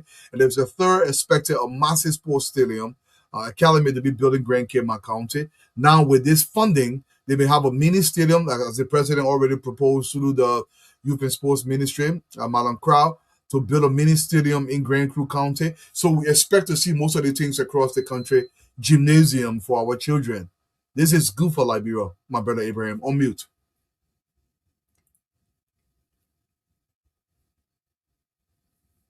Eduardo, before I can be able to dive into that issue that you just pointed out, let me first of all say, good evening to all the panelists, good evening, Minister Pia, and my friend and brother Albert, and you, and you'll make sure you share the show. But Eduardo, before I dive into that topic, let me say this. I am so glad that the government, especially the Minister of Foreign Affairs, listening to this show when I last time made the statement that there was not a Liberia embassy in India. This government have tried as much as possible. After 35 years, we are Sarah Besra have put up on our Facebook page that they are thinking about opening a embassy now in India. Let me say kudos to her and thank you ever so much for listening to this show. But moreover, look, Daru, if this guy think that we have come here to play, we have not come to joke. This president have come because the president understands that sport activity into our country, that Liberia has so many talents. Liberian has so many talents, and those talents, those guys can be sparked in the various countries. So that is the reason the president had deemed it necessary. This president had deemed it for this act to be passed, and the president had given his full support to this bill. And I strongly believe that this president is not going somewhere soon just now because this president has been elected for him to be able to do a piece of job. And the president is doing those jobs effective and immediately in the way that the Liberian people need it. And you can say it more, you can say it louder than that. Because this president understands that sporting activity, that it is what that brings the Liberian people together. That sporting activity, it is what that some of our brothers and sisters yearn for. So for this president to be able to pass for the president to be able to give his support to such a bill, that speaks volumes. That speaks that this president is ready for him to be able to take our country from one place to another, and not only on the player, but on the coaches. Not only on the coaches, but on the playing page. So what does that bill does is that the bill, every country would now have a mini stadium, which of course we did not have that in time past. So this person is on the right track, Eduardo. I could not agree with you more, my brother. And more, we're going to go in the meat of this thing. Senator Cullen published something on his page today. And I just want to read, we have to read this in its entirety. Because the thing is, we have extended an invitation continuously to the senator. Whenever he's so pleased, he can come on the platform so we can have a discussion about Liberia if he believes very strongly about what he's writing. Let me read for those who are listening on the radio what Senator Cullen said. He said the danger of silence in the cocaine investigation. Liberia's growing narcotics. This is Senator Amara Cullen speaking. Liberia's growing narcotics crisis exposes a disturbing pattern in the administration of justice. I don't know what he means by that. Whenever multi-million-dollar cocaine syndicates are uncovered, junior security officers are promptly suspended or dismissed, often without due process or the opportunity to defend themselves. How does that make sense? Meanwhile, senior officials who oversee these compromised officers in the command structure of our security forces remain in their position, protected, and even authorized to supervise investigations into their own institutions. There is so much to chew on there. I'm going to come to you more. There is so much to chew on there. I know Fatima said she was coming, other guys were coming here. But I want to stop there because he wrote so much over there, I don't even know where to begin. I'm going to read this again. The Liberia's growing narcotic crisis exposes a disturbing pattern in the administration of justice. The issue of cocaine coming to Liberia, it is not whether cocaine is in Liberia, it's what the government does when it discovers that there is cocaine in Liberia. Removal, arrest, investigations, prosecutions, and suspensions. This is all in accordance with law. So I don't know what you mean. Secondarily, he said whenever multi-million-dollar cocaine syndicates are uncovered, junior security officers are promptly suspended or dismissed, often without due process or the opportunity to defend themselves. I believe everything I've seen so far, whoever got suspended, they were investigated and they were transferred to the Ministry of Justice for prosecution. What other due process the senator is talking about, I am not sure about this. He said, meanwhile, senior officials who oversee these compromised officers in the command structure of our security forces remain in their position, protected and even authorized to supervise investigations into their own institutions. Mo, let's start with you on this topic because I don't know what the senator means. Now, this is the suggestion that we have made to the senator. If the senator has any evidence to show that a high-ranking official is involved in the drug cartel, everybody has asked the senator to review that person's name or come up with the evidence, submit the evidence to the Liberian people so a proper investigation can be done to make sure nobody is shielded. But to just suggest continuously, especially the senator that works within the government, that bigger fish, quote unquote, big fish or top ranking officials in the highest echelon of the government are being shielded, and then he cannot show why they are being shielded or whether they are involved into the drug cartel. It is disingenuous on many fronts by the senator.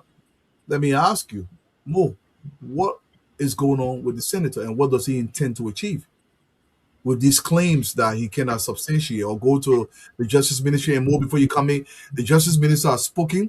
I want to find the video while you're talking. If you have any evidence, if you don't want to give it to us, give it to the Americans, give it to the Brits, give it to the Europeans, give it to the Moroccan, give it to anybody that you believe.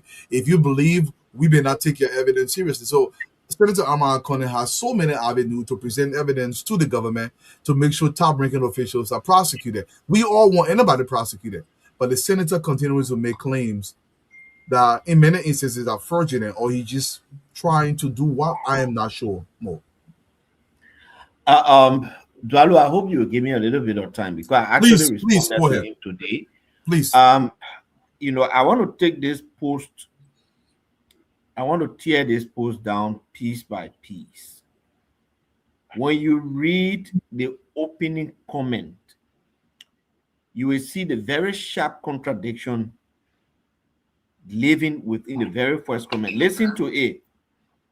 Liberia's growing narcotic crisis exposes a disturbing pattern in the administration of justice. Whenever multi-million dollar cocaine syndicates are uncovered, junior security officers are promptly suspended or dismissed, often without due process. I want you to listen. Often without due process, they are promptly suspended or dismissed, often without due process or the opportunity to defend themselves. Meanwhile, senior officers who supervise these junior officers remain in positions, or these compromised officers in command structure of our security forces remain in their position, protected and even authorized to supervise investigation into their own institution. They see men who saying that junior officers are promptly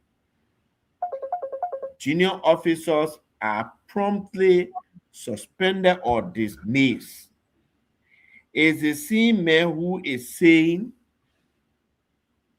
that compromised people remain in their position. He did not ask for evidence. He said the one who are dismissed, they are not given the opportunity to defend themselves. But he, Senator Amara Kone, wants other people in the same token to be dismissed or apprehended through the law without going through any form of evidence, without the provision of evidence. That's what Senator Amara Kone is saying. Junior officer there. But the other point is, there is something in the English language we call syllogistic reasoning.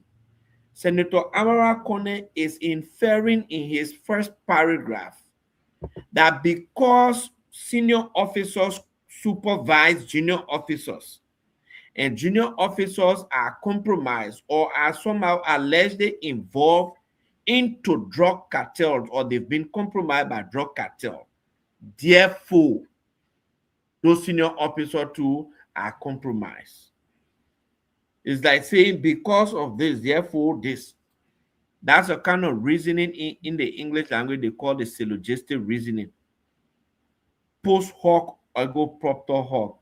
Because of this, therefore this one. Because junior officers are allegedly compromised, therefore senior officers are compromised. That is the first thing that Senator Amara Kone missed the point on. And then he goes on in his post. It has disappeared from a page.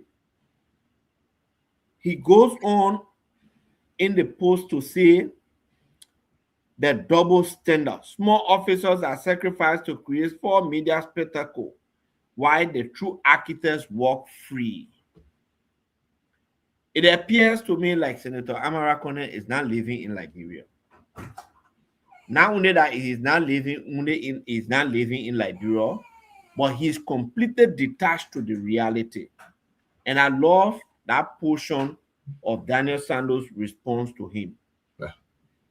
You have the deputy director of the NSA, deputy director for administration of the NSA, suspended and placed under investigation. Senator Amara Kone refers to him as small officer, small person. You have the deputy for operation at RIA. The deputy, that's a senior government position. The deputy for administration at NSA is a senior government position. He referred to that as small person. You have the head of the DEA suspended and being investigated. In Senator Amara Conner's world, that's a small position. You have the head of crime investigation at the police dismissed and investigated. Senator Amara Conner say that small position. You have a host of other people, and he said those are small positions. So Senator Amara Conner is talking about double standard. This is a clear display of double standard. He now has to tell us who is a senior person. Or is it that because they and the CDC have connived to say, if it is not Joseph Boakai's son, it must be Gregory Cuomo, it must be Mo Ali. If not any of these people, any other person, then they are small people. That is a clear display of double standard.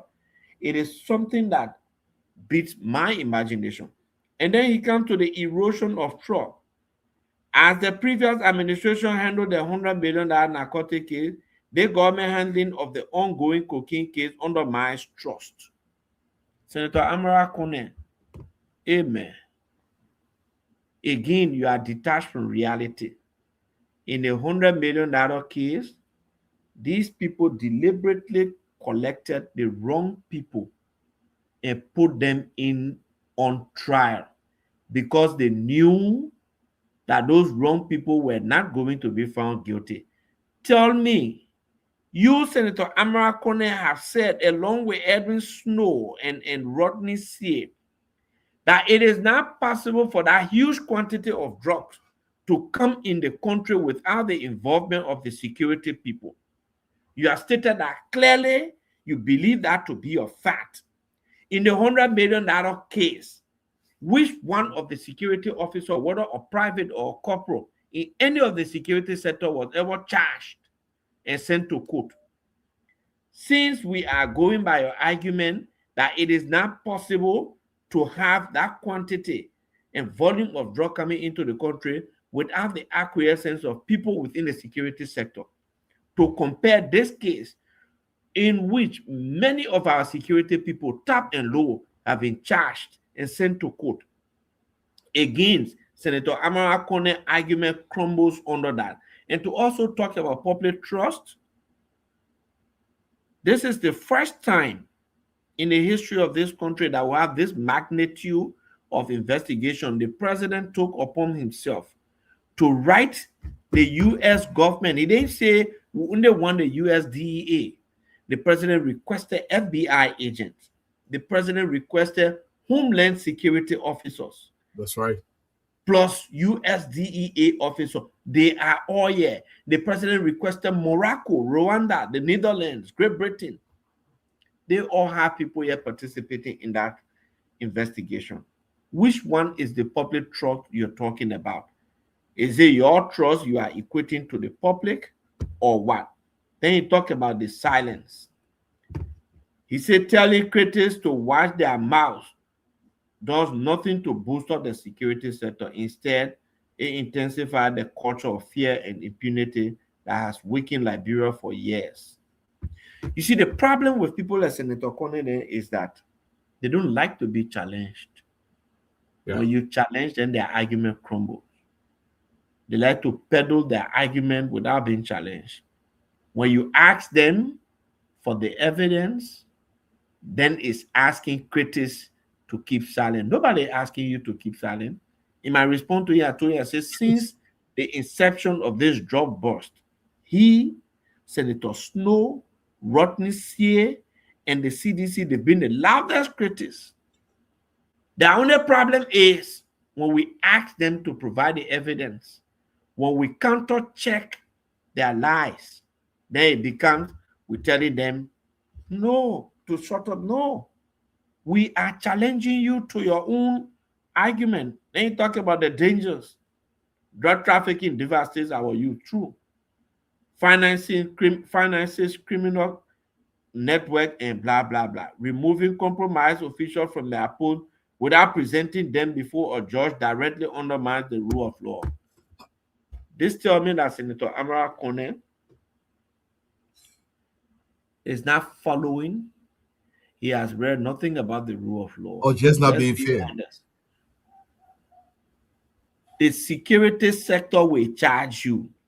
They will send you to the court. The grand jury will indict you before they can start trial. Some of these people have been going to court. We've heard today that 13 people supposed to go to court on different charges. Senator Kone, it just doesn't work like that. Now you are the same person in the same post saying that others are not being given the opportunity to defend themselves. Then you say here and senior people who you have no evidence against, they've been let free. You are arguing in one post that other people should be arrested without evidence because they are quote unquote high ranking people, and other people should be let free, the ones who they have evidence against. That is the real definition, the walking definition, the walking definition of double standard.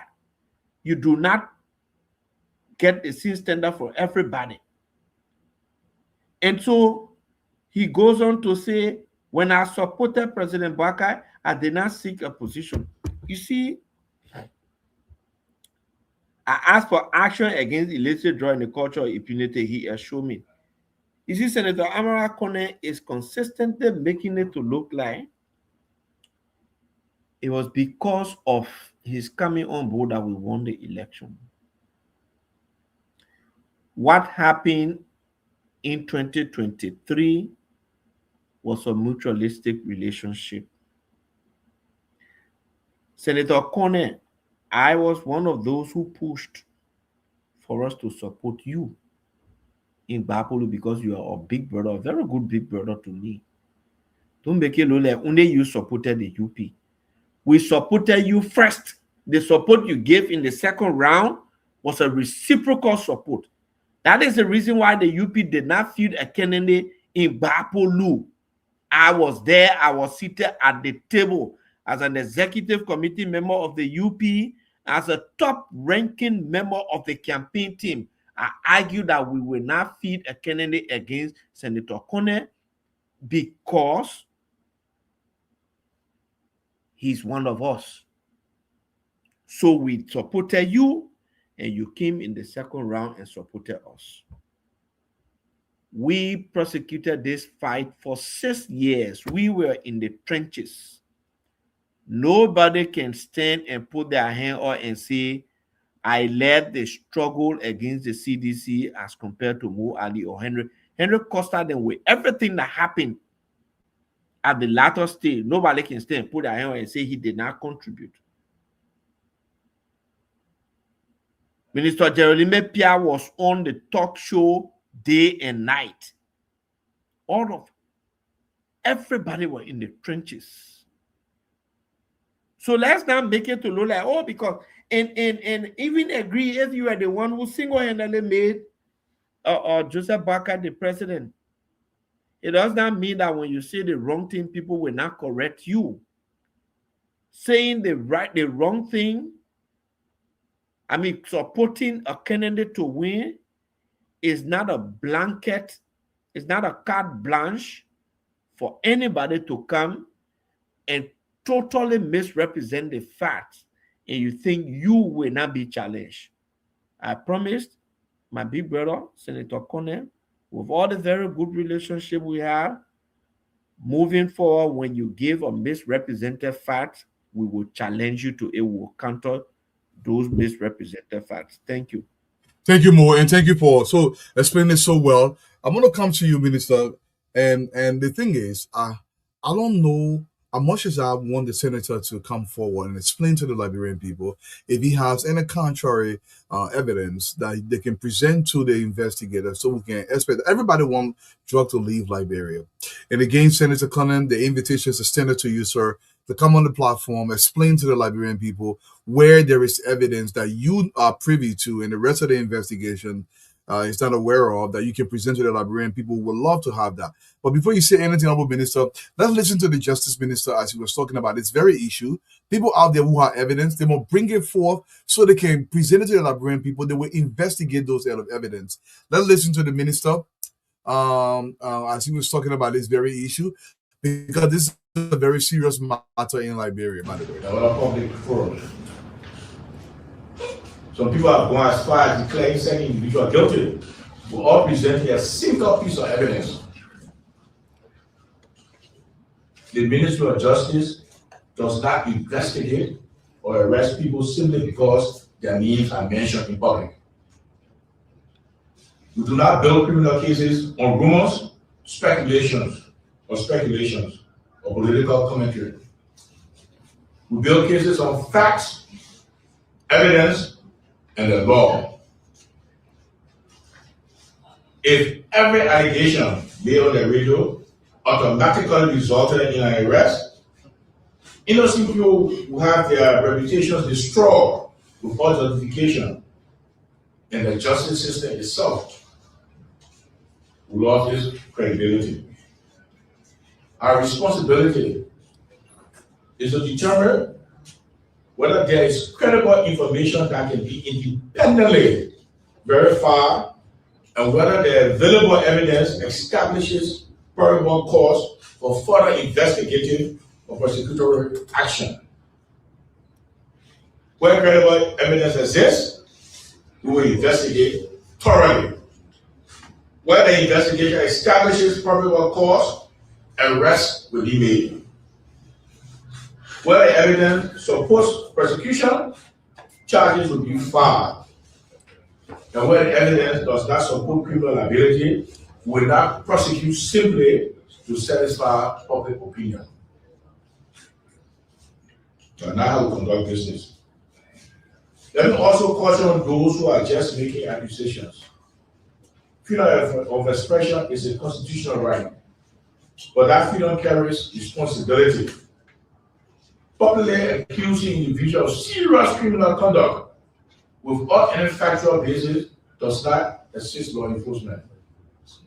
It undermines legitimate investigations, unfairly damages reputations, and may expose those making false allegations to legal consequences.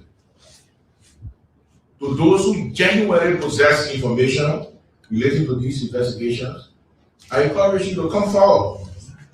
Bring your information to the Ministry of Justice, to the Liberian Drug Enforcement Agency, to the Liberian National Police, or any member of the Joint Security Task Force. Your information will be assessed professionally, confidentially where appropriate, and acted upon in accordance to laws. Alternatively, if a Washington BT do not trust our security apparatus, give your evidence to our foreign partners, the United States, or any other foreign partner you want to give it to, who will look into it and investigate.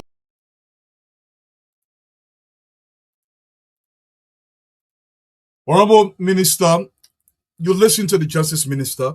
This is straightforward, and I want to thank you guys for sharing the show. Again, today we are not on our official Facebook page, so thank you, and we apologize. We are working on it diligently to make sure we come on tomorrow in a proper manner. But thank you so much. Honorable Minister, you listen to the Justice Minister, and you've been following this case as it relates to Senator Connect. Your position, sir. I'm not sure I want to focus my comment exclusively on Senator Connect. Because true being told, he's not the only person. Maybe he's doing overboard, but he's not the only person. But this is how I want to approach it. You have a structure called government. It's a big tent. In our own case, by the compelling organic law, the Constitution, our government is structured in a way that is one, but with three different legs. Equal, the same, but coordinating. Even in the executive, which represents a different branch of government altogether, Jerome Pia cannot know everything and be an expert of everything. That is the reason why somebody has to be Minister of Education, somebody has to be Minister of Health, somebody has to be Minister of Finance, somebody has to be put director, somebody got to be water and sewer manager, and you name it. People come in these places with their expertise, with their qualification, with their skill set that qualify them to do. If someone in the executive, say example, Jeremy Pia is all into what everybody else doing, whether I'm more you, whether I'm who, they do everything and they got opinion on everything, something fundamentally has to be wrong. So I would think that people got to stop this all-knowing posture and respect boundaries and limits, especially those that require certain skill set. Investigators, especially in the security sector, in the criminal justice system, they train to do the job they do. And we with zero training and backgrounds in these areas cannot pretend and arrogantly believe that we know better than what those who are schooled to do their work is doing. I think that's so wrong. And for things that border on national security, such as the one we're talking about now,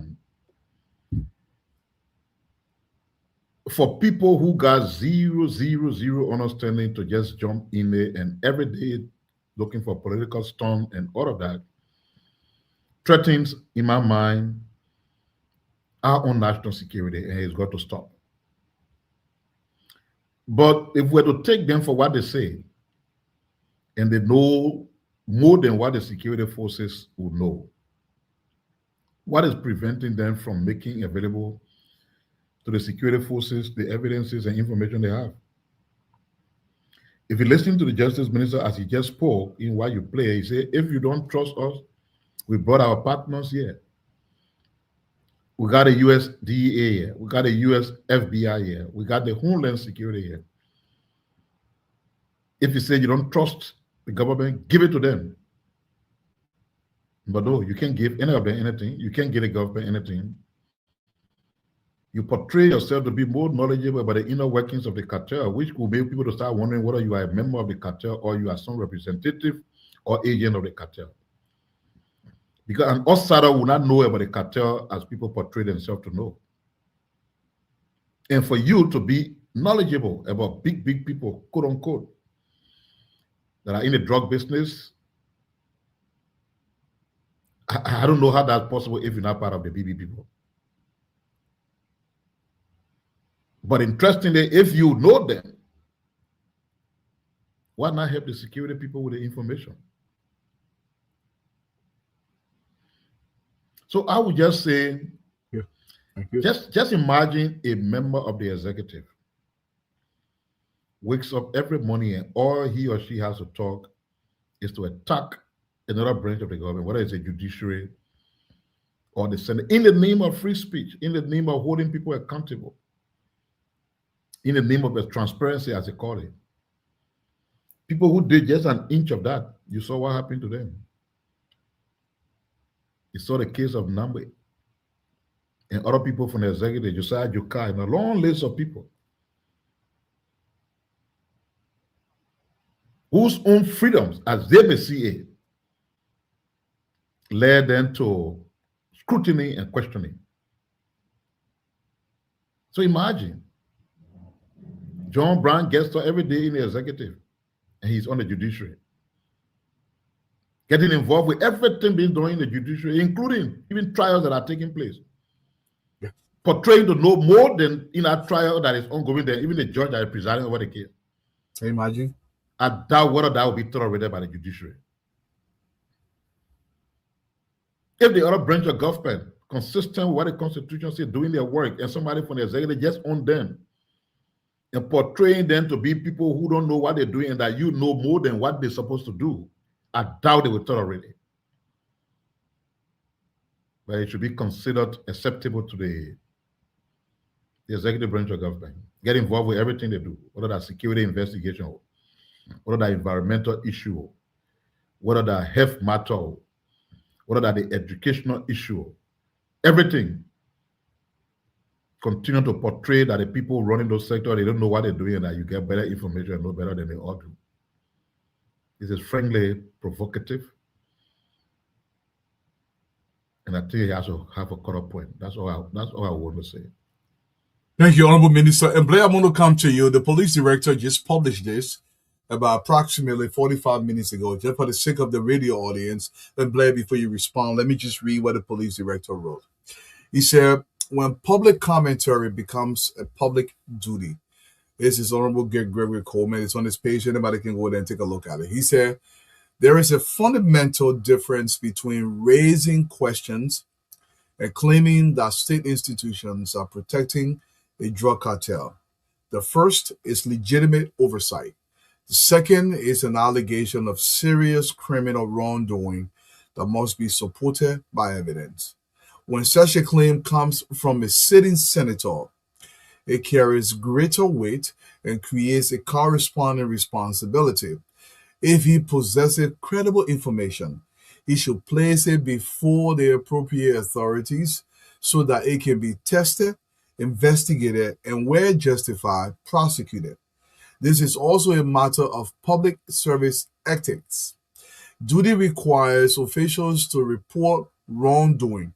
Good judgment requires them to consider whether public disclosures could alert suspects, compromise witnesses, expose sources, or disrupt an active investigation. Integrity requires courage to produce facts, not merely suspicions. Fairness requires that no one, senior or junior, be condemned without evidence and due process. Criticism does not weaken institutions when it is responsible and evidence-based, but serious accusations made without supporting facts can prejudice investigations, damage innocent people, and ultimately help the criminal network we are all seeking to dismantle. If there is evidence, bring it forward. It will be investigated without fear, favor, rank, or political consideration.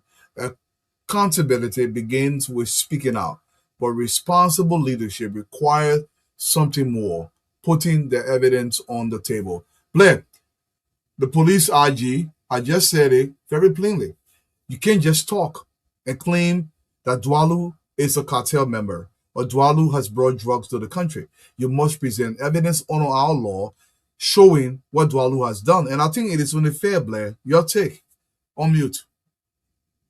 Indeed, Dwalu.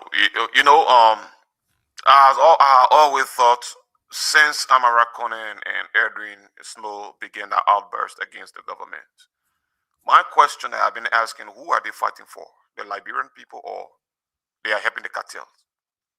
Another question that comes to mind, because sometimes I don't know how this is true. They say, when you know about a crime and you withhold information, it means that you are abetting the crime, right? If that is true, why is it that the justice system have not invited Senator Amara Conan, because he's consistently making these accusations that people who are senior security level officials from the police, the LDEA, the NSA, which is the government chief covert intelligence arm, people have been busted. And this is not just unique to Liberia. But Blair, I don't want to interrupt you. You said something. I want you to continue. If Senator Amara Conan is called tomorrow, you know our society, they will say the witch hunting the man. Tie that into it. It's not about witch hunt, Dwalu. Whether people say it's witch hunt, this country, Amara Conan and other people have made this country politically divided. And if you will listen to what these people will say, the rule of law would never take place. If Amara Conan has evidences in his hands, or he has received intelligence, he's a lawmaker, he's a senator, he has influence, he has reach. Yeah. So these accusations are not just mere accusations, because these people who are within the security sector that you are referring to, they say they are the big boons and they are responsible for what is happening in the country. You are placing them on the character of people who are sacrificing every day to protect life and property in this country. So I think it is very much important that what the police IG said is right. If your claims are legitimate, come forward. If you know your claims are legitimate, come forward. You will be helping government in that instance. But who is here playing the double standard? Dwalu. You preach one thing on the internet, you have become an internet Facebook senator. You want to turn public face against the government. And Dwalu, I will tell you this. What Amara Conan is doing is intentional. Amara Conan knows that outside of Liberia, he has served institutions like the IMF and all the other places. He holds connections. And these people are friends with him on the internet. Amara Conan's intention is to damage the name of this government. The only reason why maybe these international friends are now focusing and paying attention on this is because of the integrity that this government holds within the eyes of the international community. I'm not cutting you, but I think that's a wrong way to elevate what Amara Conan is doing. I think that's a way of giving him voice for something he does not have the capacity to do. Nobody can damage the reputation and image of the government. The people in the international system, they are not stooges. And you have to understand this, Abba. You see, we can criticize Mr. Conan all we want to, but to ascribe unto him powers that are far beyond his reach is to embolden him. Yeah. It's to think that what you think is what he is and what he's capable of doing, which is not the case. So no, I don't agree with you. And I thought to intervene because I don't want you to, because that's how we embolden people. Why are you giving somebody an authority they don't have? You think the people in the international system, they are stupid people, the crazy people? Yeah, they can just follow people. You think that who they are? In most cases, they know more about a country than you know yourself. Exactly. So they don't rely on anybody to say the person doing this because they want to damage the country. You don't have the capacity to do that. Nobody. So no, that other talking point is wrong. I just thought to arrest it before you say we agree with you. And that is what I came to the point. I said, these people, the reason why it's not being elevated is because these people understand that this government has integrity. And everything that he's writing, that is why it's not being amplified. Because one thing I would tell people is that at a certain point, I would even just forget about Amara Conan. Because I spoke about it lengthily this evening. But the police IG is right. I think the justice system should call Amara. He's not a person of interest. He has written so many times and spoken about top government officials being involved with this particular cocaine. At a certain point, he used the word cocaine gate, the Watergate issue that took place in the United States. He want to compare it with to that of Liberia. Maybe because he feels that he knows these words. But who in the interior know about what we call cocaine gate? He's just using it. So he wants to use the thing to politicize it and familiarize himself more outside of Babulu County. But I can tell Amara Conan, the more you come, the Unity Party is not like the CDC. There are much more educated men that are prepared. They can take the pens and the paper when they write, when they type. It will be able to repel all of the misleading information that you are putting out there on the internet. There's a Unity Party. There's not a CDC. Mohadi can write. The information minister can write. Daniel Sando can write. For me now, we are the lazy writers.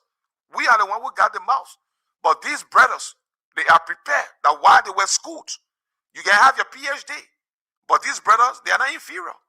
They will counter you to the letter. And thanks, Mr. Pierre, for even just holding me down and bring me back on track. Thanks a lot. Thank you so much for correction. Amara Conan does not have a PhD. He does not have a PhD. I just made that correction. I want to come to you though, my brother Abraham. Look, I'm playing devil's advocate here. We have a society, and I don't like to use that word on our society, but sometimes if somebody went into Nuguta and said Dwalu Dena Road, Dwalu Dena Road, Dwalu Dena Road, after a while, people start believing that Dwalu is road because so-called person said it.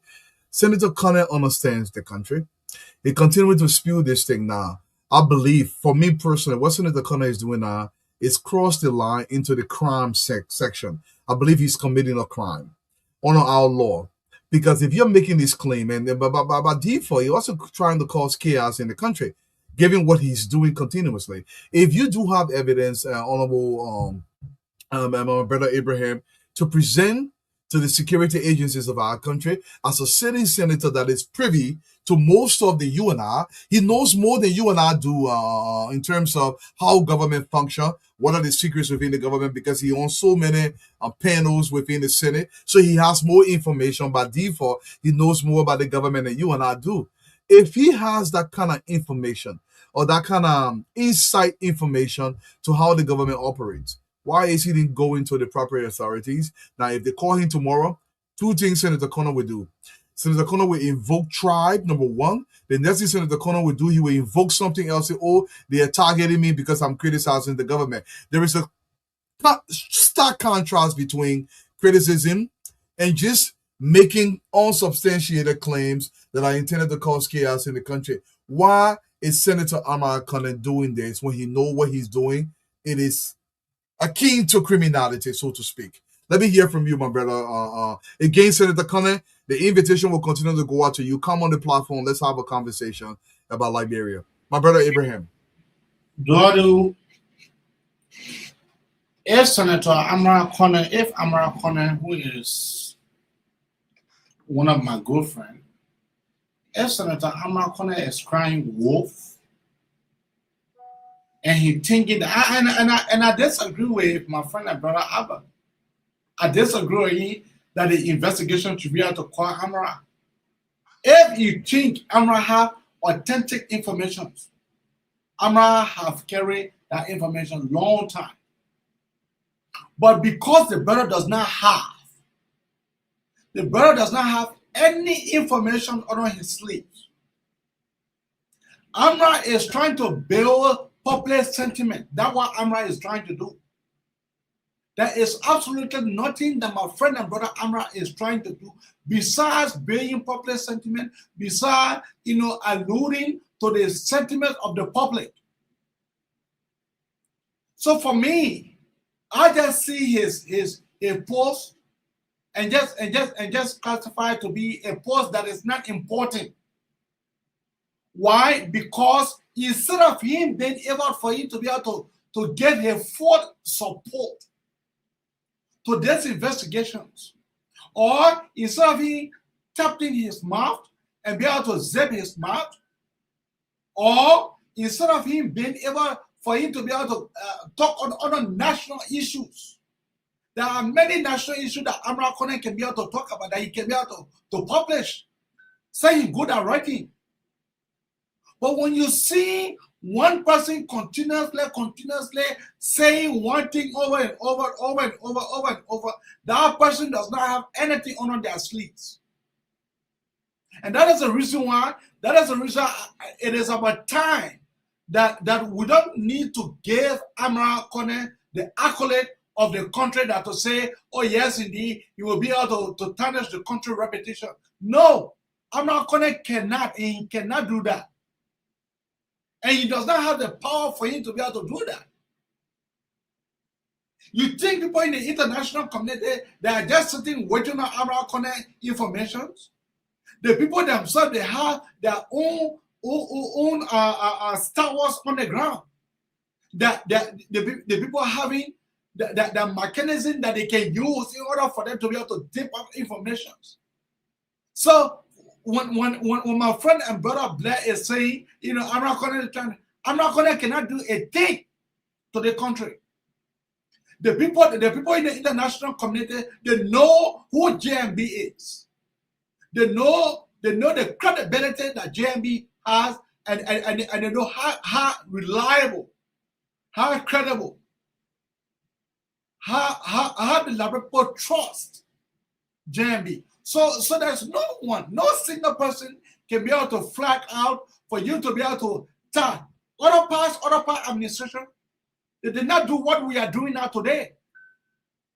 Other parts administration did not do what we are doing now. So do you think other parts administration did not invite the US?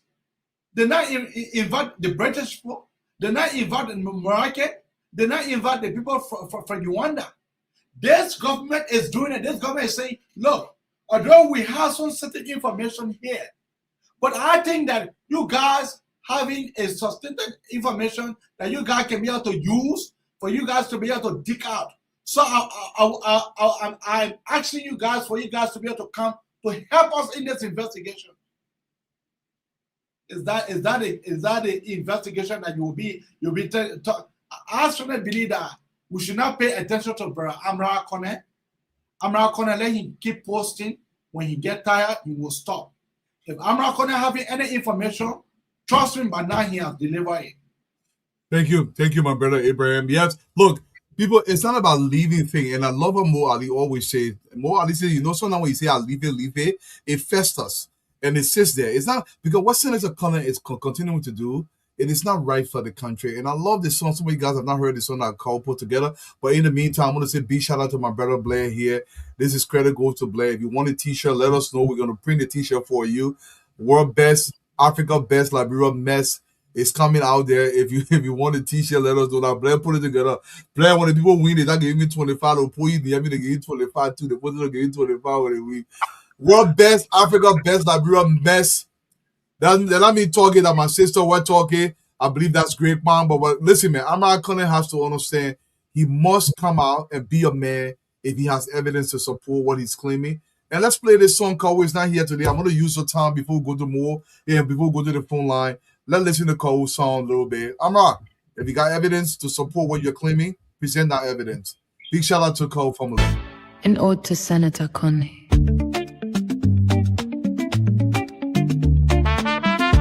Is he a psychic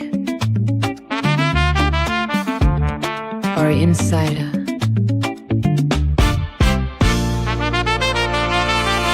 Who wants to snitch?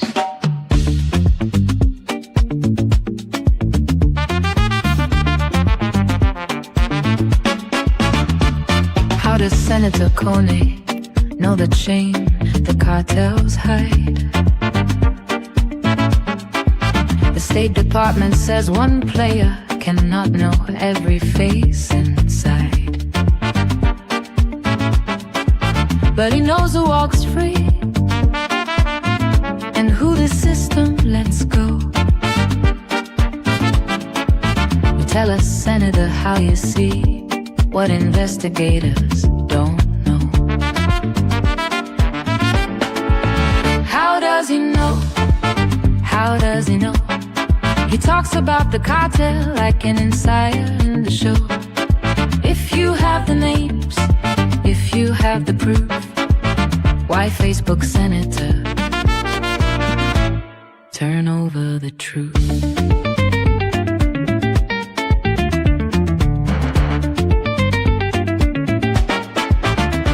He goes on Facebook, not naming names, but speaking with such certainty. Does that hurt the cartel or help it weaken what the public sees? If you want arrest, turn over evidence, let justice do its part. Because undermining trust and give the cartel exactly what it wants. How does he know? How does he know? He talks about the cartel like an insider in the show. If you have the names, if you have the proof, why Facebook Senator turn over the truth?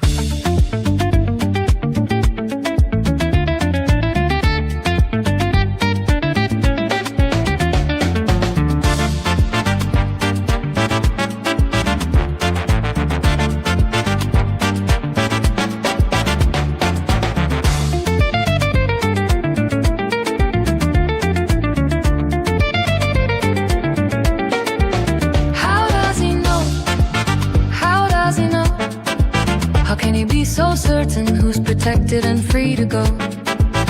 Are you strengthening the case or weakening the game? If you know the players, Senator, call the name.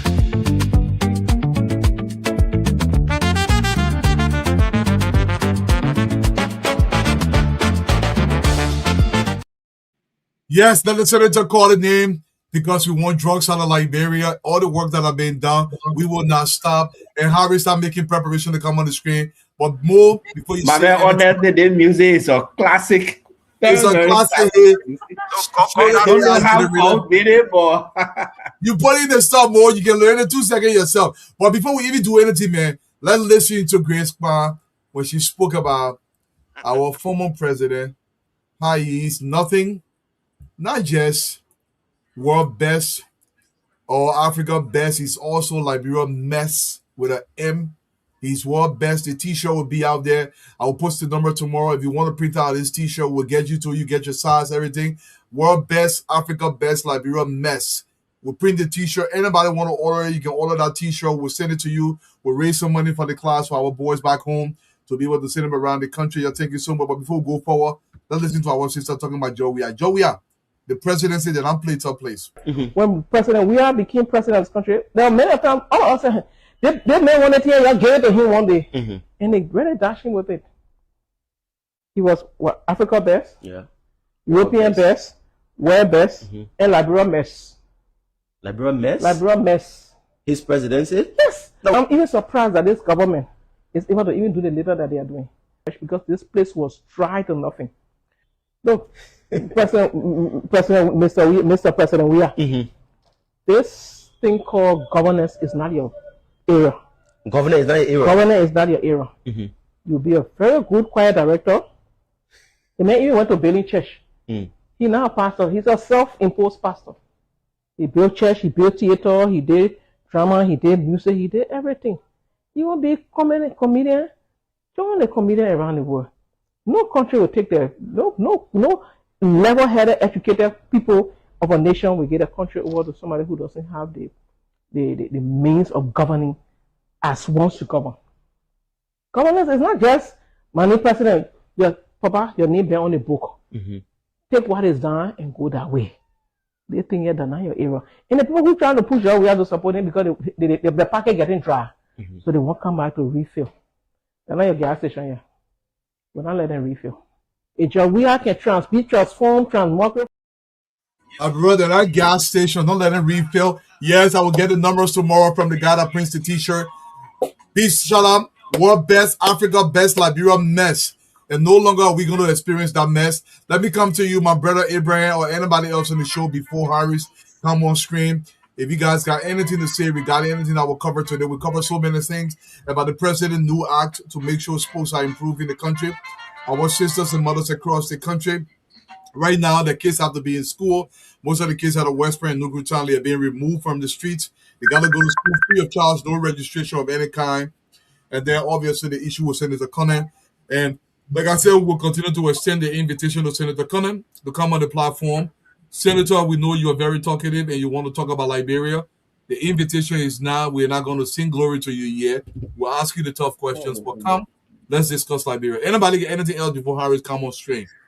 Yeah, Eduardo. You know what most interests me this evening is the act that the president signed, into law, establishing the fund for sports. That will raise about 12 million per annual, through direct budgetary support, grants, and other means, fundraising, for 12 million, and that will be going directly to be able to help with sporting activities across the country. These academies that the president is building to keep them up, and all of these things, training young people. It is it is very so. That is why you see when I see people like Amara Conan, even they are fighting this. I say, what are you fighting? Look at the strife that this president is doing, not just from the education side, okay, not just from the infrastructure side. Look at sports. We have not heard in our lifetime since we've been doing just if he ever kicked lamb. But there's the man. I just prepared another poster again. Liberia best 1847. That the Jesse number. Okay, the Jesse number there. I think I put in the chat room, man. So that it is a great thing. We will never regret. We will never regret. I want somebody called me yesterday. They say, "Albert, no, the thing we like about you, you're not just a praise singer. Where there are problems, you raise it, and people look at it. Where there will be, people will intervene. The relevant people will intervene. But this country, we are riding on the back of this aging president. The paper back is too strong. Imagine, man, a Dualu on that paper back, Mo Ali on that paper back, Daniel San on the paper back, everyone on the rescue mission. That tree again, that the Asian back now we all. Yeah. So it was beautiful being with you guys, and I beg to leave you guys. I'll be with you guys tomorrow. Yeah, Abraham. Yeah. Let me just. I disagree with you when you say that he does not know what a JMB kick laugh. I disagree with you. I know. Have you been to that? Have you been to that? Yeah. Look at back, man. Way back. I tell you. That woman used to play. In fact, one point in time that Sidere, I think Sidere play went to right. Look at. Yeah. Yeah. See now you know the people you go to see you for one thing. The people was telling you whatever. Yeah. Sidere wanted to get a pay scholarship for his leg. But because the people were brilliant, so they just awarded him the scholarship. But seriously, you know, it is sad for us to hear this man saying that he want to come back where to do what? To do what? I mean, the way on. So let our brother go. Let him go take it and say. You first, then before you can be able to talk about Akanima to can do what? No, that just only he wanted to talk. I mean, I'm crazy. He know he can't come back. So yeah, anyway. Yes, I mean we got Harris here in studio already to be able to take some calls. I know the issue with the rights in the country and the jury selection today that was held in Liberia. We can't cover everything all day. And again, I want to apologize today. We did not have the connect with the Class Reloaded page. I know some people had some difficulties getting in here today. And I hope the radio station switch between the YouTube page and not just the Facebook page alone to be able to carry the show live in Liberia. It's being worked on. Hopefully we get it all squared away by tomorrow with the StreamYard to make sure we come back on live tomorrow with the Facebook page. Again, we apologize. You can still catch the show on Facebook though. We have done everything we need to do. Harris, let's take some calls from our people from back home regarding all the stuff that was discussed today. As it relates to Senator Conan, the supposed new act passed by legislation, the president removal a case out of the streets of Monrovia, paying their school fees to do the government allocation, and great things are happening across the country. By the end of the day, Liberia is getting better, and some people don't let me to say that one, and I want me to let to say Liberia getting better gradually. Harris, it's all yours, buddy. Okay, so we go to the lines and take your calls tonight. 0778 665 699 0778 665 699 0880561 644 0880561 644 0776 293 620 0776 293 620. This person, good evening. Thanks for joining us. How are you, sir? I'm doing great. Let's hear you. Yeah, you know, concerning I'm working on frustration. You're leader.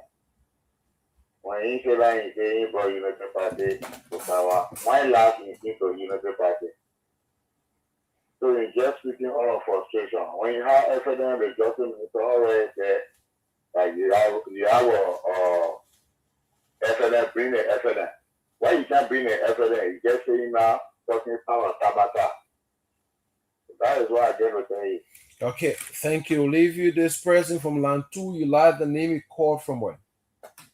Yeah, well, good evening to Tuadu, good evening to our panelists, good evening to Moari, good evening to Jalime Mabitia, the spokesman of the government. I want to appreciate all of the talking points, and especially in response to the senator. You know, like others will say, but me, I have a question. I think maybe the legal program can answer that question. If you make claims that have the potential to form a PC of the country, whether you're a statesman or ordinary citizen, is there any way that you can be called in for questioning?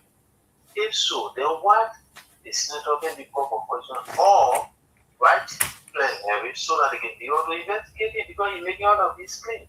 And how the professor of honor man, the investigation is ongoing. Okay, thank you. Also, it can also make people to rise up against the government. Thank you. We'll leave you this person. Good evening. Thanks for joining us. Yeah, good evening. Let's hear you. Thank you, Harry. Thank you for accepting my call. And let me appreciate the panel on the show for their talking point. Firstly, put your radio now, it's not really, so I think I got to be able to see something about it. And again, let me appreciate every one of you for the talking point. You know, I'm not going to get one for people to be calling a name for me, what I understand. And not to show one that you get any evidence, you get any proof. But you know, when you see people talking like this, too much in the country, that means you get one for people to be talking and to say, oh, yes, the man is wrong. These are the decisions that for me are all dead. Because what they talk of, you have authority in your hands. You are a leader. You are somebody that can call somebody. You want to summon. You are somebody. You want to summon any of the minister or director, the police director. You can be able to summon him if you know that whatever you doing in an investigation. I think you can be able to do it. Then to get the whole day ready from platform. If I will come out and say, oh, they want to sideline. How will they sideline you? You get on even on FM, you will talk loud about that. And you get on other platforms, you read ever to ever. If they come and ever go after you or you get want to talk, you see other people will not be able to use that on the platform to be able to answer you. And when I hear people talking, there's sometimes I hear or any marriage, sometimes you can be talking, you say, oh, you fired. As soon as we say they want the government will come after us. How the government will go after you? Because you say on the platform, you say all that things. And you say government will be after you. Who's coming after you? It's the freedom of speech. You want to say other people will use that platform to be able to then you get whatever you are doing. But thank you very much for the platform. We are enjoying the platform, the particular show. Thank you. Thank you. We'll leave you. Take my good friend Sekou from this end. Good evening. Thanks for joining us. Good evening. Good evening. Let's hear you. Good evening to all the panelists. My name is Sekou V. Fofana, a proud member of Unity Party Intellectual Bureau. I always call for Paji Faji. We are playing fee. Harry, you know, in the country, I'm sorry to say this. Sometimes I can wonder if I'm made some statement I can be ashamed. Why am I going to be that disgrace to us? But when I made a kind of black statement, I also call Muslim brother and Malibu brother from CDC angle. They will take their social media handle. They say they like that the minister talk against the Islamic people, the Muslim people. But yeah, I want to say to Amma because people always making Murati. He say Amma, Unity Party to carry power so he can say anything what he wants to see. You get power here, anytime you can call people to come. If you know the BA that they have in the cookie business, they taking the small people, call their name or you can aid an investigation. Well, let me say, I always say, like, people are talking and say, oh, they come they calm down, Amakone, they do that. Amakone will very rude on the president and the minister, Salo. But down there, let me say this. He is my super, but down there, okay. You see what he did to Senator Dano never try again to say he changed the man, yeah, the man don't know what to do. He tell the man, say the man will come down here, lie the man will. What did you tell your police? Amakone. If Amakone say we get AG president, he can't think independently. And someone as you go in the mosque, you go ask for forgiveness. Why did he so think that? But Amakone, you get a me about money women for my politics. La Bua is my patrimony. La Bua is beyond religion, is beyond trap. Thank you, Sekou. Thank you. We'll leave you this person. Good evening. Thanks for joining us. Harris, let me say a quotation to you, quotation to Dorado, Minister Pierre, the Moore, and the rest of the force. That's where I was. My name is Mohammed M. Kanajian. As me, a proud member of the people from the municipality angle of the Henry Fisher in purposes just giving to the panelists and to Liberians this evening. For me, I think my appointment in the corner, if you feel that TDC will take power to him now, for him to get some positions, or for him to bring other people in CDC government, I think his dream is definitely lying to him. Yes. Because when you see him going home, on other media in slow, I think their dream would definitely make them die. I don't know, Slow want to contest for senator, for the presidency. I'm not going to want to contest on Snow TJ, nobody knows. But that dream would definitely lie to them. Okay? Because this country, I'm not going to be ashamed of himself that when this government can even get to even open or build reservoir water system in Buffalo County. As a senator, he should be proud of himself because as a senator, that should be one of his personal responsibility as a senator to see how best for the country to be improved. Okay? Because Buffalo County is one of the smallest counties in this country. People wishing to see how best for that country to be improved without development. Okay? But you have money going on in that country, then you can't come up even inform the people about the money situation that going on there with kind of development issue, but you want to decrease the government to see how they're for the government to feel. But technically to mean that this government will never ever feel on a government leadership on a okay. But technically they play with definitely feel. But I think the government, the Minister of Information, Minister Pierre, no, it is the fact that you guys need to see how they're in power. Okay, the unified bureau to see out there because we need to be going for radio platform, the radio platform. Thank you. To be trying to reform regarding last statement. Thank you. We'll leave you this person. Good evening. Thanks for joining us. Good evening. Good evening. Good evening to Dwalo and Minister Piamo, Ali, Abraham, and Albert Blair, the rest of all of you. My name is Noah Zau Jackson. I am phoning from my usual Japan Freeway, Infield, Jacob Time, District number 2, Montserrat County. You know, I love the way Mr. Pia put it, and he corrected it rightly. The international community are not people that you can use as stooge. What we know, they don't get moved or carried away by people putting their emotions into what they think they need to say to satisfy their ego.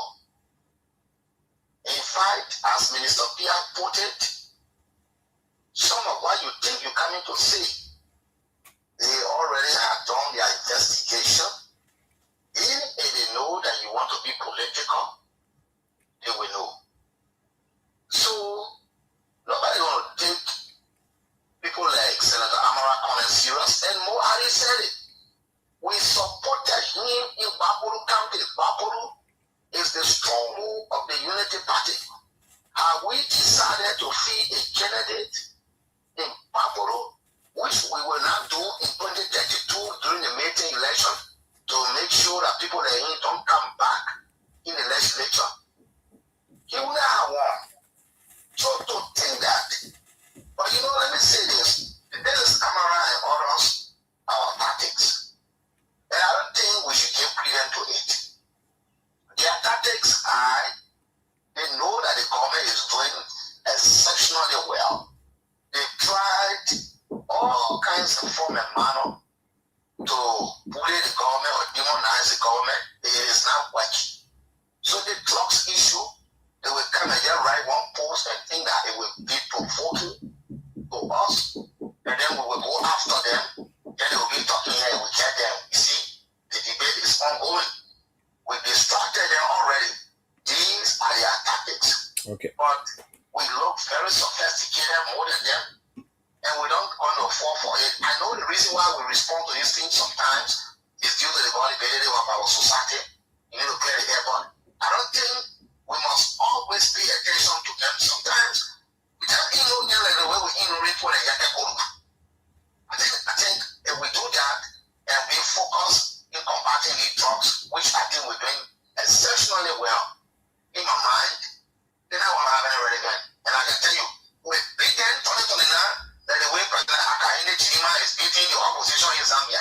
Okay.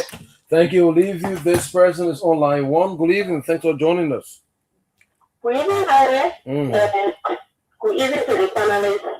This is Princess calling from the Unity Party in the Bureau. We're organized people. We are not organized. So people should start calling all the Unity Party Bureau, meaning that they are Unity Party people. We know our people. We know how they behave. So don't call our name in your thing to score our group, please. So the panelists, let me speak to the education. If you listening, please. On the people platforms, every morning, you see the Ministry of Education say you get free school, but they send people on different on the school campus taking 1,000 from parents. So I give you. So when we call to ask them which one they would not call the school. So I think the Ministry of Education, if you listening, please send people to government school or knowing to this. People that are taking money from parents in the name of the Ministry of Education. If you see any school doing or any teacher, fuck that teacher. Nobody can stop the broadcast cover. It's the parents who the government want to hear. You can't send your children on the street to sell. I think it's to my leader, please. If the government will find means to take the children to on the street, or for those parents that send the children in the street to stay there to find place for them, let us find a way to do that. So they can score our government. Okay. Senator Amakone last name. Senator Amakone, we are still here. We will not leave our party or take the area off. So no matter what you do, we are still here to stay with President Baka and our leader. Thank you. Thank you, Princess. We'll leave you. Take a few more calls. 0778 665 699, 08805611644, and 0776 293 620. This person is right here. Good evening. Let's hear. Good evening, my brother. It's good to have you. Thank you very much. Brother, I'm Spencer Mohammed, and I call from down Coast Spoon Hill, White Town community, number of staying like good for justice. Brother, thank you, and I want to say good evening to your families. But here is where I come. When I was in school, the Stevie taught me 3 things. He said, as a lawmaker, you have 3 cardinal responsibilities.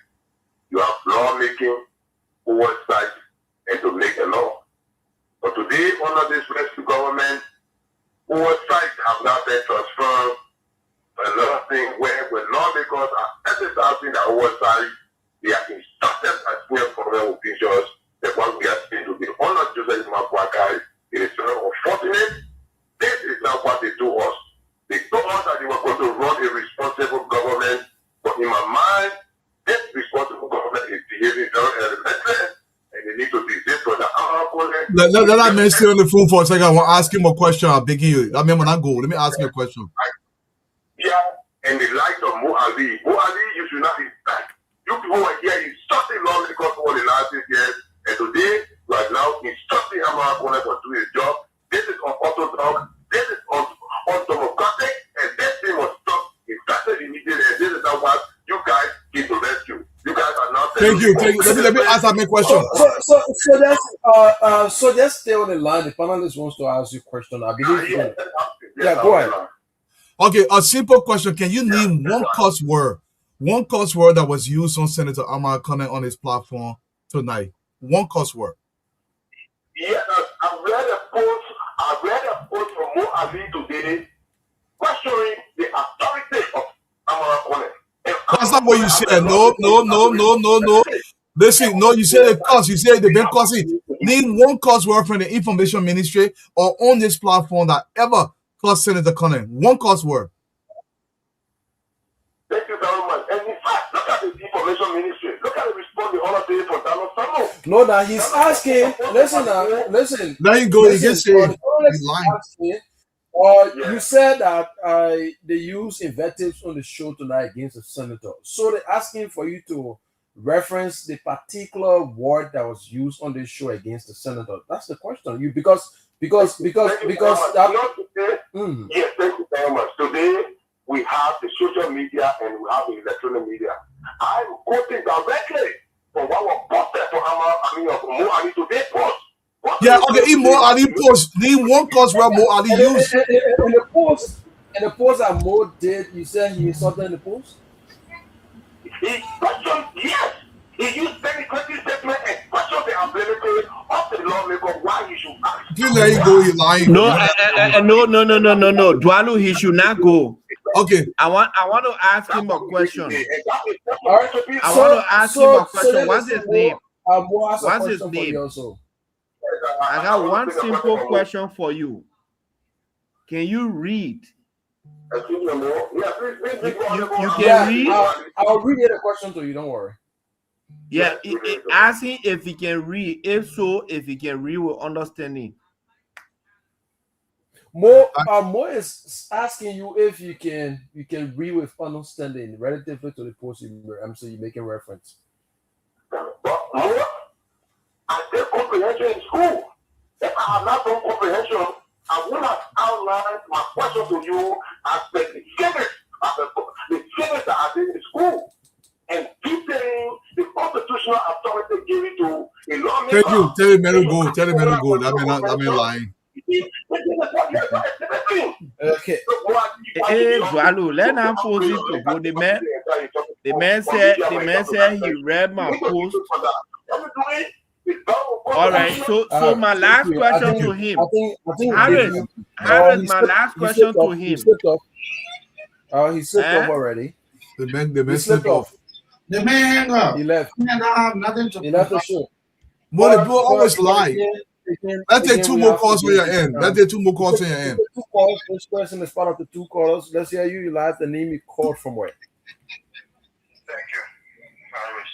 Let me say thank you and thanks to all of the on this panel. This is within COVID, and I joined this conversation for this today. I'm going to thank you for the party and the job deal.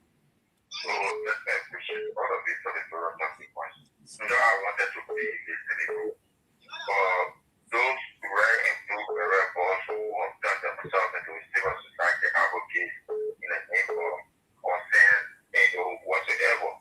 You come on the platform, you want to question government officials responding to senators, and you say there is no oversight responsibility or the government is not respecting your senators or their oversight responsibility. Where were you in recent time when they don't raise serious issues against the Ministry of Labor? Did you see any government officials going against Darrell? We knew that his fight was genuine. It was for the progress of that period, and he was advocating for you that only to get job from equal to get job too. So that was, it never warrants any officials responding to the law. But when you have all of the kind of things as a thing, and you think you know governance more than everybody, and now knowing in the darkness, you are very dangerous. Then I think it is a good place and want everybody to bring it to the spotlight and expose you for the public to know who you are. When you come on what you say, it is not in the actuality of your nature. It is not in your nature in the darkness. So I think that is just the reason why the United Party officials always respond to lawmakers, because when you come under the canopy of an advocate and you want to bring the government public, because look, Senator Amar's opponent have a motive.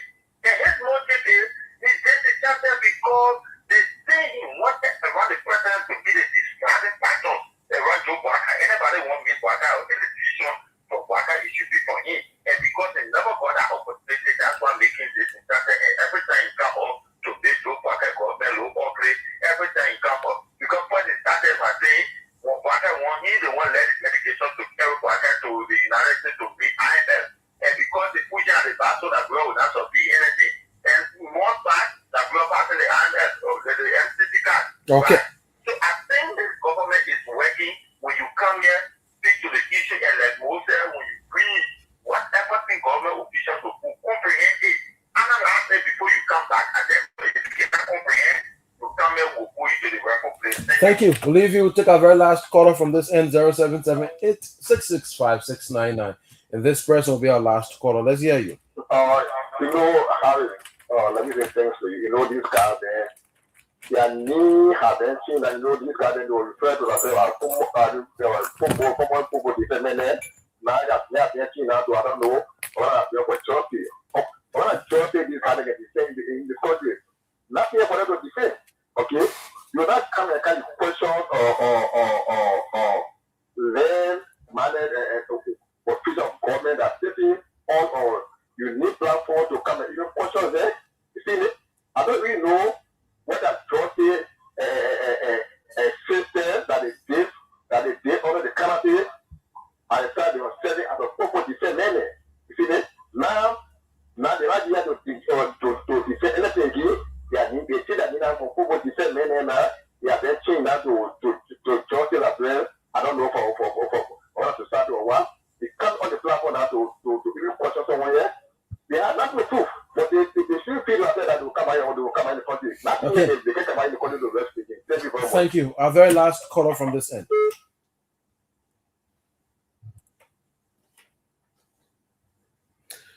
Harris, I'm sorry. Can you take a couple of more calls? I want to put this thing on the screen. Just take one or two more calls. Okay. I'm begging you. 07 Can you hear me, Harris? 5699 080561644. We'll take 2-3 more calls at most. 080561644 0776 This person, good evening. Good evening, let's hear you. Thank you. I'm not in time. Mm-hmm. We have to see how political is of you. Original the past. I come to retreat, not to that one. So let me appreciate both of you. Everybody is so panelists. And to our audience. For the time. No. Attention they can have been doing to our brothers who call and say that our government is now questioning the jobs that's in the country. I can remember year back, $100 million was discovered here. Just. And that job was discovered by the American Embassy. The Israeli American Embassy. The Musa being that time, just the Minister of Peace, is fake. People who have been secreted with that kind of drugs that time. In that light, the government lost the case. Not because the real people were not presented. And nobody from our government angle was in that there or even investigated. Today, this thing we inherited, we are expecting it. We have to expose them and follow our officials. Some of them are situated allegedly and now on investigation. Some other things are happening. We will be blocking. But then let me say this to our officials. No, don't be scared.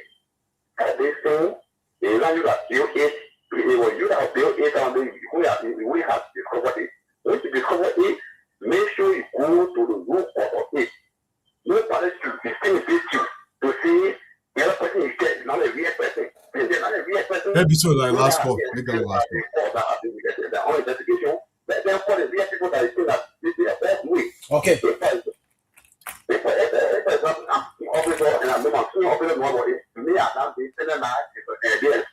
I will compare my name. So that's why I want to get people new. Like I'm not going to say. You all people that is going to join you that they are going to bishop. And one person that is that you are telling you one person member of the community on security. Then you go ahead people me and say that they didn't go to flow. You don't be doing this thing on the Facebook to be supposed to get to the relevant at the section of the state. Thank you. Thank you. We'll leave you 07786. Oh, yeah, Biso Harris, there, Biso. That makes that the final call. I wanted for us to just put more comment today in response to the senator on the screen. I want to read it for the people listening on the radio. Because when people call, when you don't debunk these things, people make up story. Nobody, the same thing they say about the information ministry. I mean, no defense. The information ministry usually respond, but they never, ever once insulted anybody. And this claim people going around say, oh, the person insult. And then somebody opposes somebody's view. It's about insulting. Nobody insult. This is what Mo Ali said. It's on the screen, and I'm going to read through it very slowly. It says, response to Senator Conan's post on the cocaine bus. Dear Senator Conan, this is Mo Ali writing. And I want for you to be the judge if any kind of cause worse things are. I read this earlier today. Maybe I missed it, but I will go over it very slowly again. Mo Ali writes, Senator, I have never before responded to your posts beyond friendly remarks. However, Your continued insinuation and innuendos surrounding the recent cooking bust compelled a response. In your latest post, you invoke the phrase double standard, suggesting that the government is sacrificing small officers to shield high ranking officials. Senator, there is nothing more double standard than your own use of the phrase. To make such an allegation your imply you possess compelling evidence sufficient to indict those high ranking officials. Yet you have chosen to withhold such evidence from law enforcement, preferring political theatrics over dismantling cartel. On erosion of trust, you study and lived in the United States, where it is well known that both junior and senior officials can be compromised by cartel. But in every case, charges are brought only where evidence exists. No one is indicted on insinuations alone.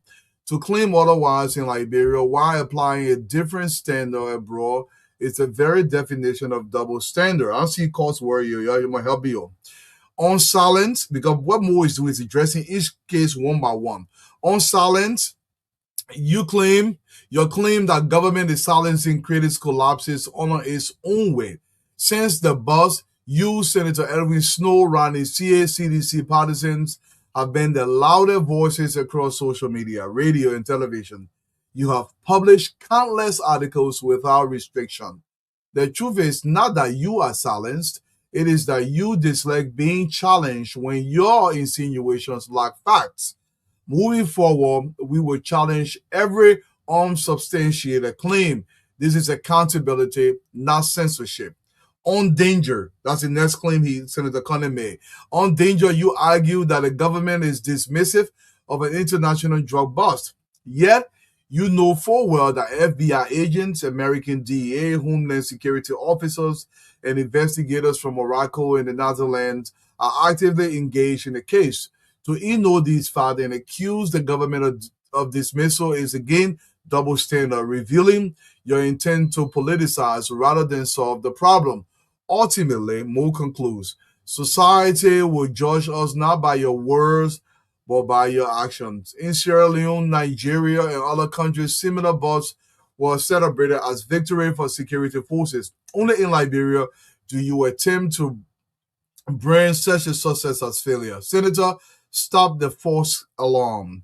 Liberia's fight against drug will continue, and the cartel will be dismantled. Sincerely, Moali, as here one cause inside. What we do in Liberia, anytime we don't understand something, we say the person caused the other person. And that is not fair, especially if it is written and it's explicit. Anybody can say cause. One thing we don't do on the show, yes, and me, Dwalier, I would say Salama Swan. Yeah, that's a typical Liberian lingo. But it's meant in a joking matter, and I would say this person is not fit to do this or do that. But the point where we insult no, it's never happened. So sometimes we need to stop these things just to lay claim. More of these things is set on his page. He has not taken it down. Anybody can go there and read it. More, I'm gonna have you comment before we go to the phone line here, and I will post the phone number. You wrote your stuff. Maybe I'm not understanding it well. I need to go back to school. So, Dalu, there is a reason why I asked that fellow if he can read and if he can read with comprehension. Because there is this tendency for those guys who are politically myopic and they support people without questioning, without being very analytical, to just come out whenever you respond to people, they say you're insulting the man, you're making denigrating comments. First, if he can read, then he didn't read the post. 1 second, you'll be the first. If he can analyze, then he never analyzed the post. But the first thing is that I doubt if that fellow can read. And he never read the post. He probably just heard somebody saying, oh, Muadi wrote something against Amara Kone. There's nothing against Amara Kone. I responded to Amara Kone's post in a very civil way. And this is an intellectual engagement. It's not for you there by around your course. After all, after that post today, Senator Amara Kone and I have a conversation. We had a conversation relating to a project that we're supposed to do in Bakulu. There's no animosity, but we will challenge him based on the facts. When you put up posts that is not backed by facts, we will challenge you. And that simple is intellectual engagement, and everybody has the right to do so. So the fellow cannot read, he cannot comprehend. That's all I have to tell him. And besides just being intellectual, what you did was you only counter exactly what he said, point by point. It was not going off the tangent, going to something Precisely. on the issue of danger, on the issue of silence, on the issue of this. So I don't know what they're talking about. Caller, you're live. First caller on the phone here tonight. Your name and where you calling from? Yeah, Donald, this is Mr. Jackson from Boston. Yes, sir. You're live. Yeah, I'm calling on a different issue, Donald. Yeah, anything. Yeah, Donald, my son just returned from Liberia Saturday. Donald, the thing I'm telling you is very bad. What's happening in the country? My wife's father has a little property behind Samukata. I think Abu Ali will know it. Samukata, the Okawa Road. It's a little village behind Samukata. They call Sastan. Okay, so we fix the home there. We go there for vacation every now and then. My son went to spend a couple 2 weeks. He came back on Saturday. Daughter, do you know that when they went last year, all that area had light installed, and they have people going around stripping the aluminum from these light poles, causing the area to plunge into darkness again. Yes, they did it to me personally on my street. I bought lights from here. They did it to me too. Yeah, so I say, you know what? I will call the ClassReloaded. Let the government go after these scrap metal companies. Yeah. Because, you know, it costs the government money. Yeah. Just imagine if the government install all those lights around here after they complete that project. And we don't have the kind of light forces to protect those government installation. It will cost the government money. Yeah. I mean, it really hurt me when the young man kids say, that the era was that, but when the last year, the government installed light all over the place. Yeah, they're taking the aluminum. Thank you, Mr. Jackson. Yeah, it's a big problem, and hopefully the right authorities are listening because it could be a major problem for the Rawapi Highway. I agree entirely, Mr. Jackson. I agree, and not just Rawapi, but anywhere in the country. Yeah. Thank you, sir. Thank you. Caller, you're live. Your name and where you calling from? Oh yes, hello. Good afternoon or good evening. This is Daniel calling from Dallas. Yes, sir. Two things on my mind. The first thing is last week you guys said you're going to bring the managing director of MPA on the show to be able to explain to us about the authority and the management of the port. Correct. That's the first thing. And today we haven't seen that person on the show. Yeah. Another thing also has to do with the issue of Amara Connick, Senator Connick. It said that the government of Liberia, through the NSA or the security apparatus, can call him for questioning or whatever because the laws of Liberia say no one is against the law, and nobody should also sell their country that is Liberia. My brother, let me ask you, my brother. Let's talk small. Let me ask you. Listen, if they call Amara Connick today in for questioning for some of the claims, I believe they are criminal in nature that he's making. What do you think will be the brouhaha in the country? You know what people you Liberian man. I got to tell you, what do you think will be? No, sure. Now, one of the things and we need to do, and I can admire you sometimes on the is we don't have to mind the Liberian people. Thank you. Sentiment or religious sentiment or tribal sentiment. Because these things that America can be doing in other countries as a representative or senator, you can't do it and get away with it. No. Because I think Liberia belongs to everybody, and we all should be celebrating Liberia for the progress and prospect of Liberia. But instead, when we see Liberia going up, and because we elect this person or we elect, what leadership is about electing? Thank you. Put that person in power into power. Thank you. That's why it's not because I love him. It's because I want to see Liberia somewhere. Thank you. I want to be proud of my nation, and tomorrow I will go back home and be able to celebrate my country and do what I can do. But if we can't do it, then where are we going to as a nation? Where are we going to do it? I mean, this issue is very serious in our nation, and we got to see to it. And the NSA or other security apparatus are responsible need to concentrate on American aid for questioning because it's about drugs. And if he knows that, because he is undermining the investigation. And that they need to talk to him about it. Or also I agree. I agree. Concerning Amara ways of the investigation. Thank you. I agree 100%. And if you want to scream, oh, because I Gola man, or because I Gisi man, what they call me for? Yeah, they scream Gola man, Gisi man. Exactly. And I would not care about it. And the government needs to take action about it. Thank you. Caller, you're live. Your name and where you calling from? Hey, Ronald, this is Kuba calling from Michigan. You're live, sir. Thank you so much, man. I appreciate you and the rest of the panelists. Nice, appreciate it. You know, when I hear people say that, it doesn't worth anything, let's leave Amara Corner and team, I support more Ali and a lot of other people too who really want to rebuke whatever he has said. You know, the man is educated. He's not fool. And you know, our country, the educational level in our country is very low, brother. And the man he knows exactly what he's doing. Of course. He's trying to set a stage. That's exactly what he's doing. You're not going to see Snow keep pushing that kind of thing. But the man has a double standard kind of thing. It's political and it's religious. And what he is doing is not unlawful for the National Security Agency to invite him because he has declared that he knows somebody who knows about this thing. And if he is invited, he's looking at people to have sympathy and maybe religiously or politically so they can rise or to bring down the government, which of course they cannot do. But this is not what we want. But equally so, we know that justice has to be done to all men. You see? So if the man is misbehaving, the justice system has to take its course. He can be invited, he's not above the law. So he can't keep there and be doing all kinds of things. The Ministry of Justice has to do its work. I agree. I agree. He's positioning himself for something, out of trouble to stay or some trouble in that place. Because if he's arrested or if he's invited, they will say, because he's a Muslim man. Yeah. That's exactly what some people say. Yeah. But the Muslim people are very smart people. I know they will not think that way too. Thank So you. I just want to enjoy that, brother. Yeah, we need to send that message. It doesn't matter who you are.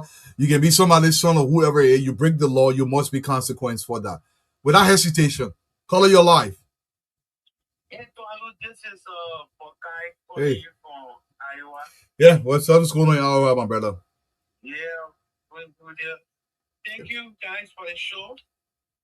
And there's something that is happening in Liberia. And I sit down for long, continue to wonder what is really going on. Important security matters are taken to front in our country. Look, someone can just come on social media and just say anything. Anything. And then the government just said their lies lie. I don't think it should be this way. I believe that the government need to you don't have to go after people, but you need to invite them to answer some questions, or you take them to the court, let the court call them for them to answer some questions. Because if you do that, you're creating panic in the country, you're creating fear in the country, and you're making the country, you think that you're making the government look unpopular, but it's not helping you. Okay? You're creating insecurity. Like, for example, to the border. When they got out the few days, they go fighting to the border. They stuff like that. It was on social media, on phone talk, and stuff like that, and the government let it slide. The person that brought out information, I invited the panelists on our show, whosoever brought out information, to answer the government. Okay, thank you very much. Me, I'm not offering invitation to anybody who breaks the law. They must go for them. Go for them. Invitation is just too light for me. And I don't have time for that invitation thing. You break the law, they send security personnel for you. They grab you and take you to the local police station for questioning. It has to be that serious.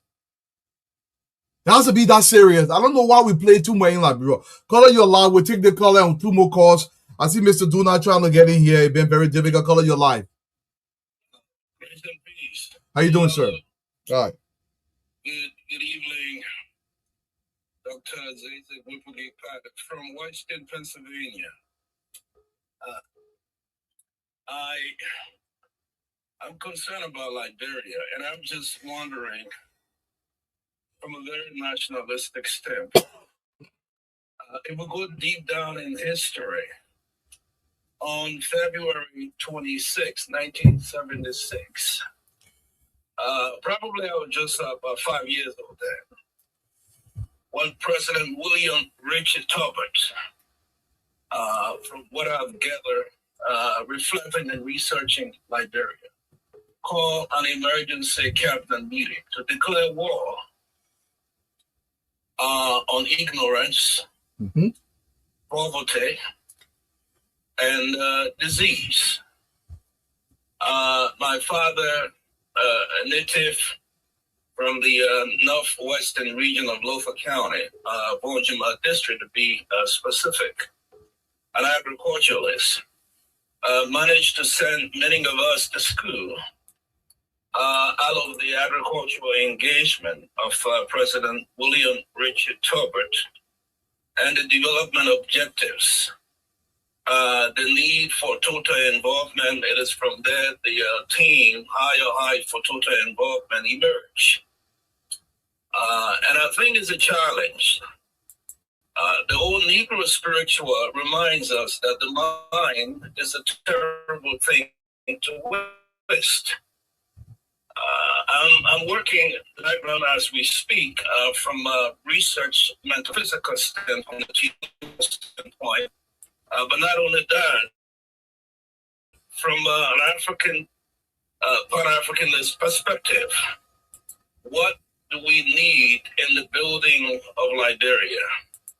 After over almost 45 years of the coup, 44 or 43 years of the 1980 coup, the war itself created many hurdles and challenges for many of us. And full well, Mo Ali and others who sit with you on the panel, the minister himself, Jerry Lemick Pierre, and many others who were beyond the scenes involved in the campaign to ensure that the ascendancy of our current president, President Boakai, to come to power. But I'm speaking from the perspective of trying to see how healing can come to Liberia. It behooves all of us, many of us who've come from different perspectives. Because I know even Amara himself, at the very dawn minute of the particular elections that ushered in, President Boakai was also at that time involved in the process. I'm just wondering, what has gone wrong? What is it that we need to do as people? Because Liberia is the most important common denominator that brings all of us together.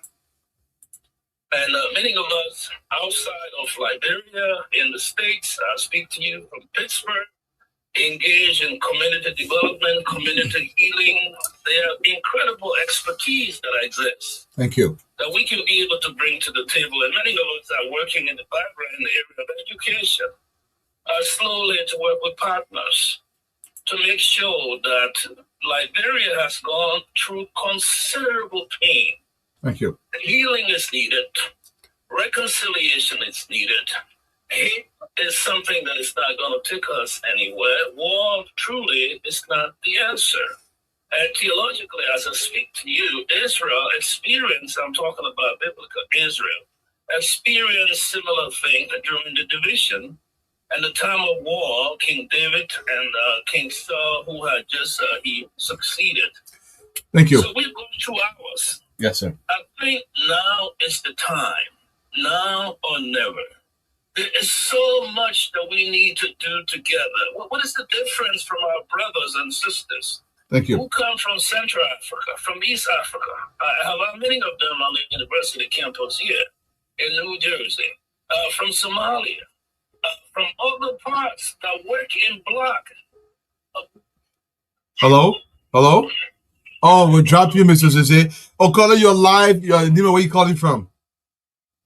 Mr. Johnny, my name is Alfred, I'm calling from Georgia. Mr. Duna, welcome, sir. Yeah, I just want to talk about Darius Dillon. Okay. You know, it's not good to play double standard game. When Ghana Sando and Senator Amara Kone had a problem the other time, Darius Dillon was the first person to go on social media to begin to talk about Ghana Sando, try to disengage, and he tried to caution him, talking about how he bother, Abasi and other things like that. People don't play games like that. Amara Kone went and demeaned the president in a very disrespectful manner, calling the president an aging president. Well, where was Darius Dillon at the time when Amara Kone called the president an aging president? He had nothing to say. But because Amara Kone is his colleague, he wanted to just defend Amara Kone. People don't play those kind of double standard game. And secondly, I just want to say, Mo Ali, continue to do what you are doing.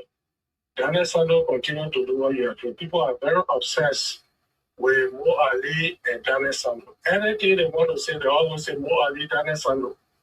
So I just want to say, Pablo, thank you so much for everything you do. Thank you, sir. Thank you so much. And that's our final color here for tonight. We want to thank all you guys for all your contributions. Again, we apologize today. We did not have the Facebook page for the class reloaded up. Hopefully we'll get it up by tomorrow to make sure we have all the everybody calling at a proper time. And to all you guys who did not have the chance to call in again, apologize. I know some of you guys did try to read some of our comments. My brother Dodo, come on, man. I know you're way better than that. Let's do better. Let me just put a couple of comments here. This coming from Asia Snoddy. So you a cheater. Kennedy gave it to Conan. Now this time it's not going to happen. Cat, dog, or chicken, we vote them. Conan, bye. This is coming from Asia Snoddy. Let me see. James Garvey wrote something. I haven't read the comment before I pick them. If it looks interesting, I just picked them. So please don't call Cesar. For the Toure, the Amara Conan for us, you putting allegation against people, carry the proof. The American embassy, the attack on Amara Conan. Nope. Exactly. If Amara Conan got evidence, he should present that proof to the Liberian people. Agnes Bestman said, just ask him to read from Mo Post. They're talking about the guy that called Mo earlier. And Mo said, listen, where in Mo Post did that cause? Because in Liberian people, if there is a disagreement and you cannot counter the disagreement and say, but the man cost me. This one is coming from God Favor Me Cheeks. Amara needs to be removed. The citizens can come together and sign the signature for him to be removed. On our law, Mr. Cheeks, we don't have that. I know I won't. I wish we had that. There is no section in Liberia. You cannot get signature and remove a senator. That's not how it works. Only his colleagues can remove him. Only his colleagues in the legislature. If somebody knows better, please let me know if I'm wrong here. Only other senator can vote Senator Conan out. The public that elected Senator Conan cannot remove him until his tenure is up. I know it's a pitiful thing to say, but that's how it works. And finally, Rebecca Carr said his constituents should vote him out next time. Exactly, they should vote him out next time. And once again, man, to the audience, thank you plenty. I know, Doro, I know you're angry, my brother. I'll take you plenty. I wish, and the representatives and senators would not allow that law to pass. They would not put it on the floor. Where your law exists, Idwalu is elected district number 1 in Mosoralo County, and I'm elected for 6 years. And where I'm doing what I'm supposed to be doing, and my constituents can have a petition, get some signature to vote me out. We don't have that law in Liberia. Nobody can vote out a senator or representative unless his own colleagues in the Senate or in the House of Representatives. So they therefore that 6 year or for that 9 year. They don't want their constituents to be able to vote them out. We don't have that law. I'm going to come to you, my brother Abraham, your parting statement for the night.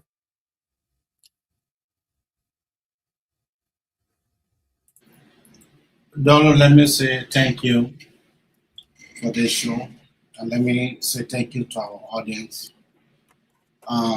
What I want to say, I want to tell Sarah Bestloyan to thank you ever so much for listening to one of my requests and implementing that request. I know that you did that because you love the country.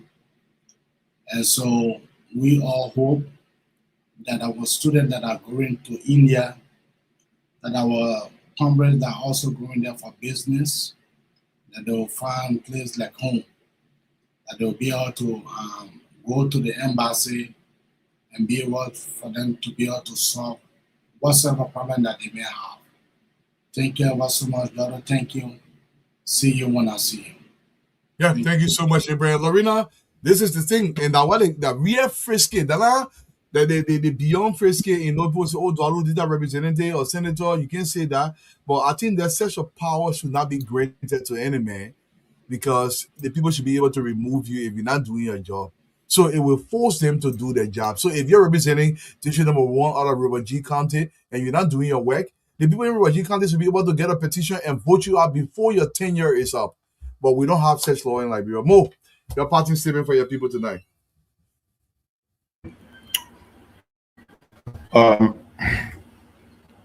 To all of our people out there, there are people in this country who are just keen on giving misinformation. There are those who read without comprehension, and there are those who don't read and they listen to other people saying things and they jump with it and call on the radio, on the talk show, and make it look like it's true. That guy who called tonight is one classic example. He didn't read a post. If he did so, he didn't understand the post. But at best, he probably just listened to somebody say, "Oh, Mo are saying something about Amara Kone." That's it. I And he guarantee you called that's on it. the show. He never read and said a whole lot of things. I don't do my things with insulting people. I engage you. He wrote a post and stated a whole lot of things, which we thought to counter point by point. If anybody don't want to be challenged, leave politics. If you think you can write without being responded to, without being challenged, then you're making a grave mistake. We all are there to put the country first, but we want to do so stating the facts, not distorting information. Now, for anyone to claim that those who have been dismissed, suspended, and charged or investigated are small officers and that the real architects are being protected or in some instances given responsibility to investigate those who have been dismissed is disingenuous. And I like what the police IG posted. If you have the facts, if you have the evidence, submit them. If you don't trust the people who you think are investigating, submit it in another way. They have the FBI here, the DEA agents from the US are here. They got a whole lot of other law enforcement people from other countries here. Submit it to them. But if you also think that they will not do well, if you think now by this time that because they've come here, they've sided with those in the security forces here, give it to the journalists. And other people can get our pieces of evidence. They can give it to Martin Colley then. When they publish it, when the security sector, when those things correspond to what the security have, they will act. The president will act. If they don't correspond, if your facts are baseless, they are not facts as per the investigation, then we'll just discuss it and pass by A. So we cannot come here with to sit idly, supinely, and allow people to go with narratives that are not facts. Anybody, I started up with Rodney, my friend Stanton, and every other person. Once you see this thing is this one, you know, those who are doing it, they've not been arrested, we will challenge you. And we are challenging you in a very civil manner. We are not being brutal. I have no ability and capacity to engage into face fight. I have no ability and capacity to intimidate anyone. As a matter of fact, it's people who have that capacity.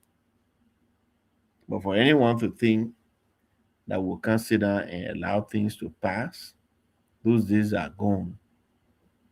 When you allow them to go unanswered, they will continue to do so until the public will begin to believe them. When you sit and don't say anything. Every time somebody says something about you, you don't respond, you don't react. 100% of the audience may not believe it, but you will have significant portion that will believe it. And so we want to say we're here to stay. We will not allow people to go with unsubstantiated narratives. I want to say thank you, Dwalu, and thanks to everyone. Good night. Thank you, Mo Ali, and thank you for spending this time with us. We have more than appreciated. Again, to the Liberian people, we want to say this. If we are going to grow this democracy, we have to understand the growth in the democracy requires us to take some stands, not to harm anybody, but to set the country right. Now, setting the country right doesn't mean I'm going to bow to you because you hold a greater position than I do. I had a top government official say, Dwalu, you're on the network, you're talking, and God forbid you ever come to Liberia and the people want to bring you down, the Senate will not confirm you because you've said something. Under Liberian law, I have freedom of speech and I have the responsibilities for that speech that I do hold. If somebody feels I should not be there because they feel bad about what I've said, that's up to them. But I'm going to say this to Liberian people, and I want us to understand. If this democracy is going to grow, we have to be truthful to ourselves. A man cannot lay claim on another man without any form of substantiation. And when that person counters what he's claiming against him, and then we say the person insult. Liberian people, we got to understand the distinction between insult and a man or a woman taking a stance against your position. Everything in the country is insult. If somebody says, oh, I don't want to deal with that man, I don't like the way he addresses my plight, that picking rude and insult. What we do in the country, we don't allow men to be men because of poverty. We don't allow women to be women because of poverty. When somebody gets small money in their hand, we believe they should control the narrative, especially if that person is in government and hold a very high position.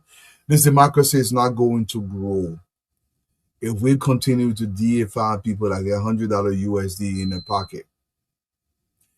If a sitting senator of the Republic of Liberia can go on social media and blatantly lie because he believes a few people are going to support him and they're not going to try to dig behind whether what he's saying is the truth or it's a lie, and he just goes along with it, I tend to lose respect for that kind of man. Because this is what I believe.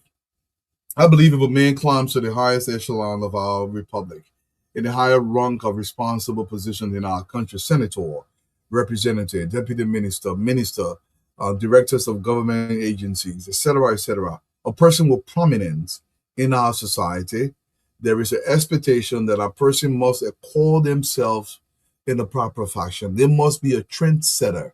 They must set the standard for our society ethically. They must set the political standard. They must set the church-going standard in our society, the mosque-going standard.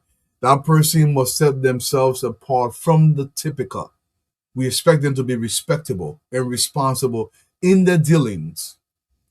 This is how we hold them to account if we are going to grow. If they behave irresponsibly, they will be addressed irresponsibly because they should be accorded that due process or that respect, or they've earned that. This is why every time when I tell Liberian people, we cannot just elect anybody. Now, I'm not saying this to Senator Amara Cullen. I'm saying this in general because people will misconstrue this again. Sometimes some things should go without saying, but we are forced to say it because if people will nitpick it. Oh, do I know what talking about Amara Cullen? No, this is not about Amara Cullen. It's about anybody else. I'm talking in general. We got to hold this country in a responsible light. The cohesion of our republic, the sanctity of our sovereignty cannot be jeopardized because somebody believes they are scoring a political point. If somebody tries to diminish Liberia, we all must turn our backs on that person because that person does not mean well for Liberia, especially if they're going to pin this country in a bad light. Now, it doesn't mean when something bad is happening, we don't say it. You say that. There's nothing wrong with that because that's how we fix it. But you cannot speculate to the extent where you pin this country wrong or you pin this country in a bad light, and then internationally we are looked at differently just to score a political point. For me, that person, I believe they're enemy of our republic. I really believe that. As somebody who deliberately wants to diminish the image of Liberia simply to score a political point, they are enemy to Liberia and an enemy of mine. Any person who's an enemy to Liberia, you are no friend of mine.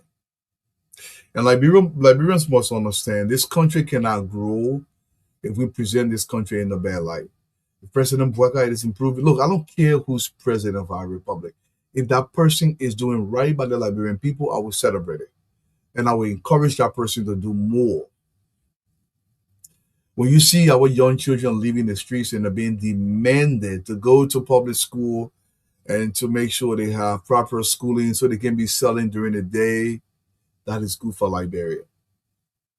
If we set up a whole new bill, a new legislation to make sure we tax certain goods in the country so the money can go towards upping the skill, the intellectual capacity, and building infrastructure across the country for young people to use, such as stadiums, such as modernization of sport pitches, such as gymnasiums, swimming pools for children to learn how to swim, to scout talents in our people, to be able to make sure Liberians can go across the globe and compete.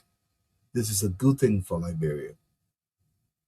If the brand new sporting academy that's being built for our young people to maybe someday become the best footballers ever known to man, and they are groomed ready in Liberia where they can turn back to Liberia and push the next generation forward, this is good for Mama Liberia. I know some people believe by Liberia making it good, or Liberia being good, it diminishes their opportunity to come back to government. Let me ask you a question.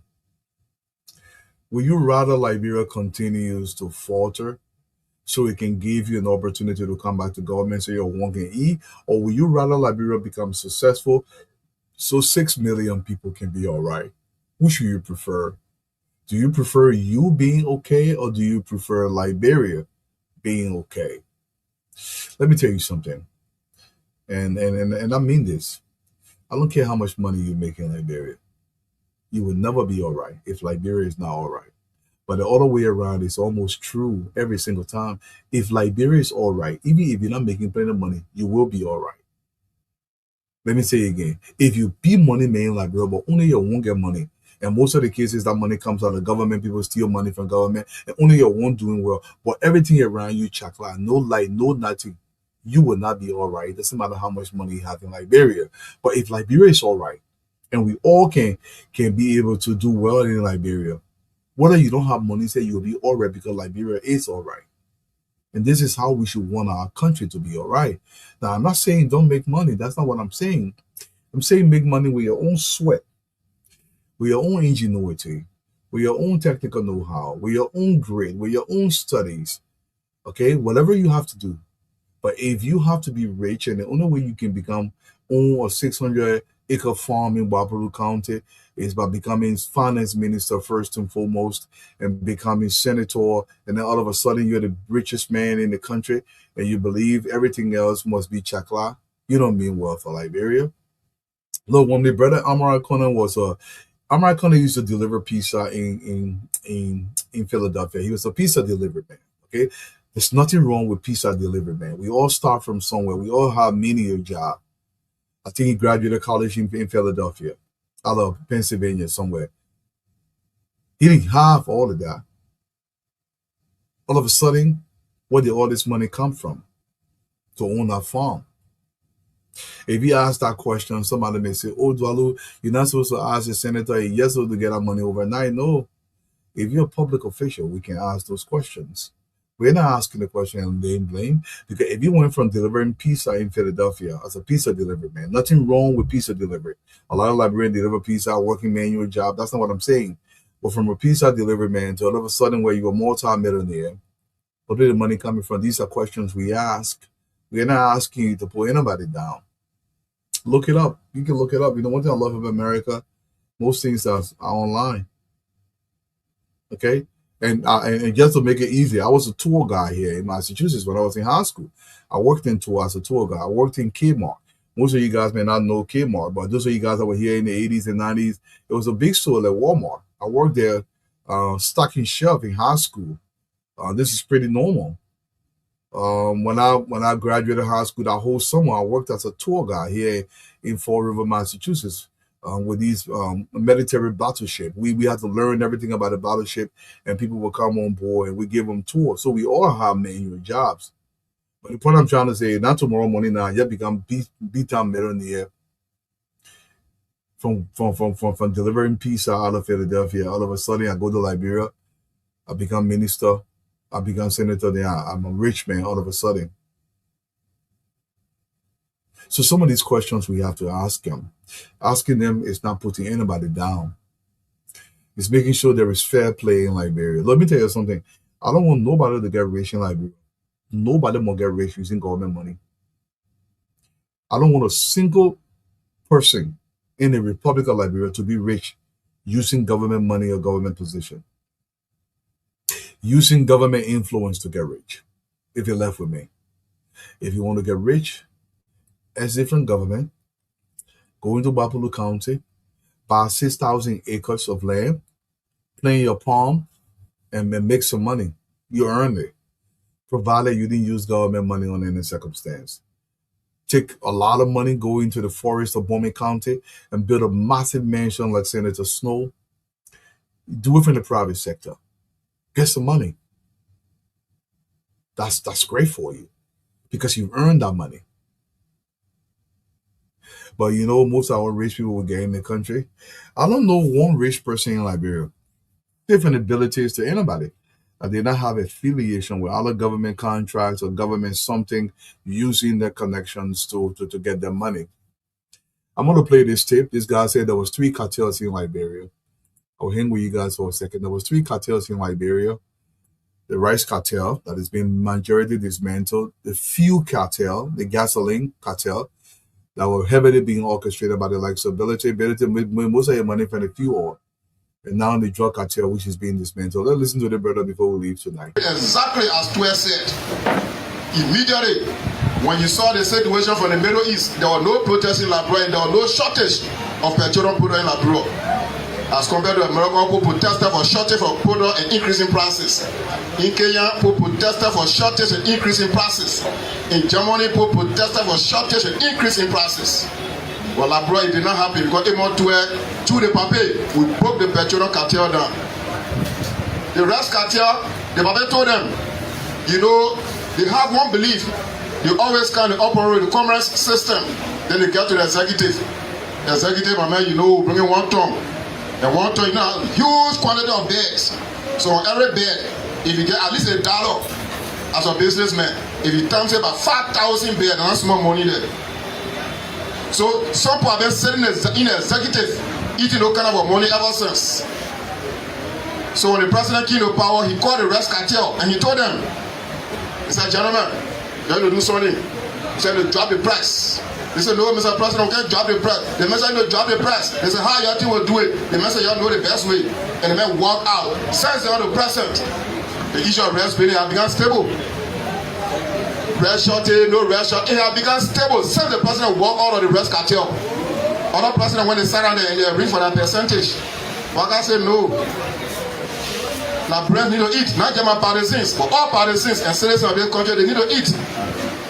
So, we broke the rest cartel down, we broke the petroleum cartel down, now it is the just cartel. Just is already a pandemic, and then they are being formed into a cartel. So we are aware of them, SG, and we are doing everything possible to break them down. What are you doing now? What are you doing? Personally, as the drugs cartel will equally be broken down. Liberian people, we must wrap our hands around this country. We all have a stake in Liberia. We all got a stake in Liberia. And part of that stake must be protected. We must continue to talk about Liberia. We must want this country to grow, because if Liberia does not grow, we cannot grow. I don't care how we spin it. We cannot grow if Liberia does not grow. To the officials of government, I want to continue to thank President Boakai for insisting on this. Continue to insist that this country will be set right. We don't expect people to be entirely quiet when the system is being fixed. The beneficiary of the rotten system will always fight back. This is not unique to Liberia, even here in America, especially after the Great Depression. Most of the institutions, they had to fight corruption. If you went to Europe, they had to fight corruption. The Chinese fought corruption. The South Koreans fought corruption. And the corruption always fights back because corruption does have a lot of money. And they will distribute the money around, they will come around, and they will fight back. But every single time, if we have a president with the spine, like you see today under President Joseph Yuma Boakai, the state always win. Again, to my brother Amara Connor, we're going to ask you if you have the evidence, please submit the evidence so it can be investigated, so we can get the cartel out of Liberia. We will close today with Cole's rendition, An Ode to Amara Connor. Connor, you got mail, my brother. An ode to Senator Connie.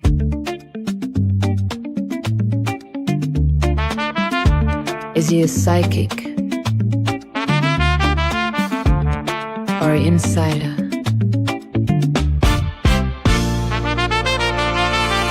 Who wants to snitch?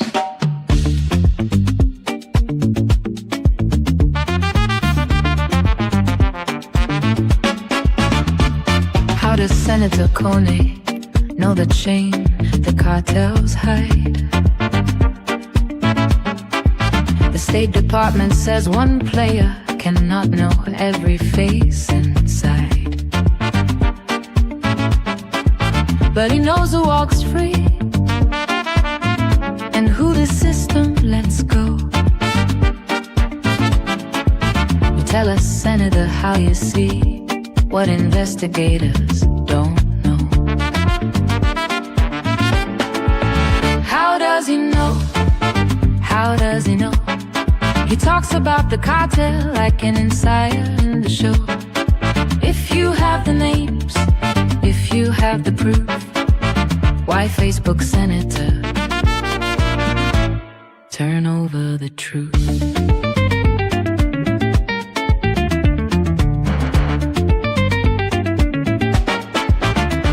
He goes on Facebook, not naming names, but speaking with such certainty.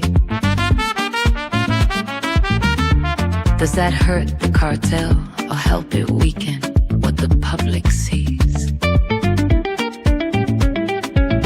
If you want arrest, turn over evidence, let justice do its part. Because undermining trust and give the cartel exactly what it wants. How does he know? How does he know? He talks about the cartel like an insider in the show. If you have the names, if you have the proof, why Facebook Senator turn over the truth?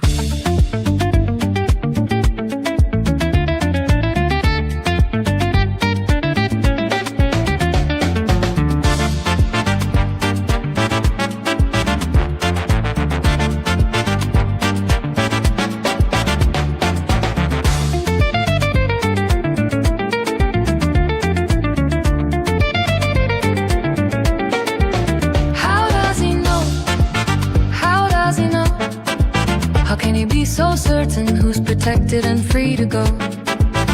Are you strengthening the case or weakening the game? If you know the players, Senator, call the name.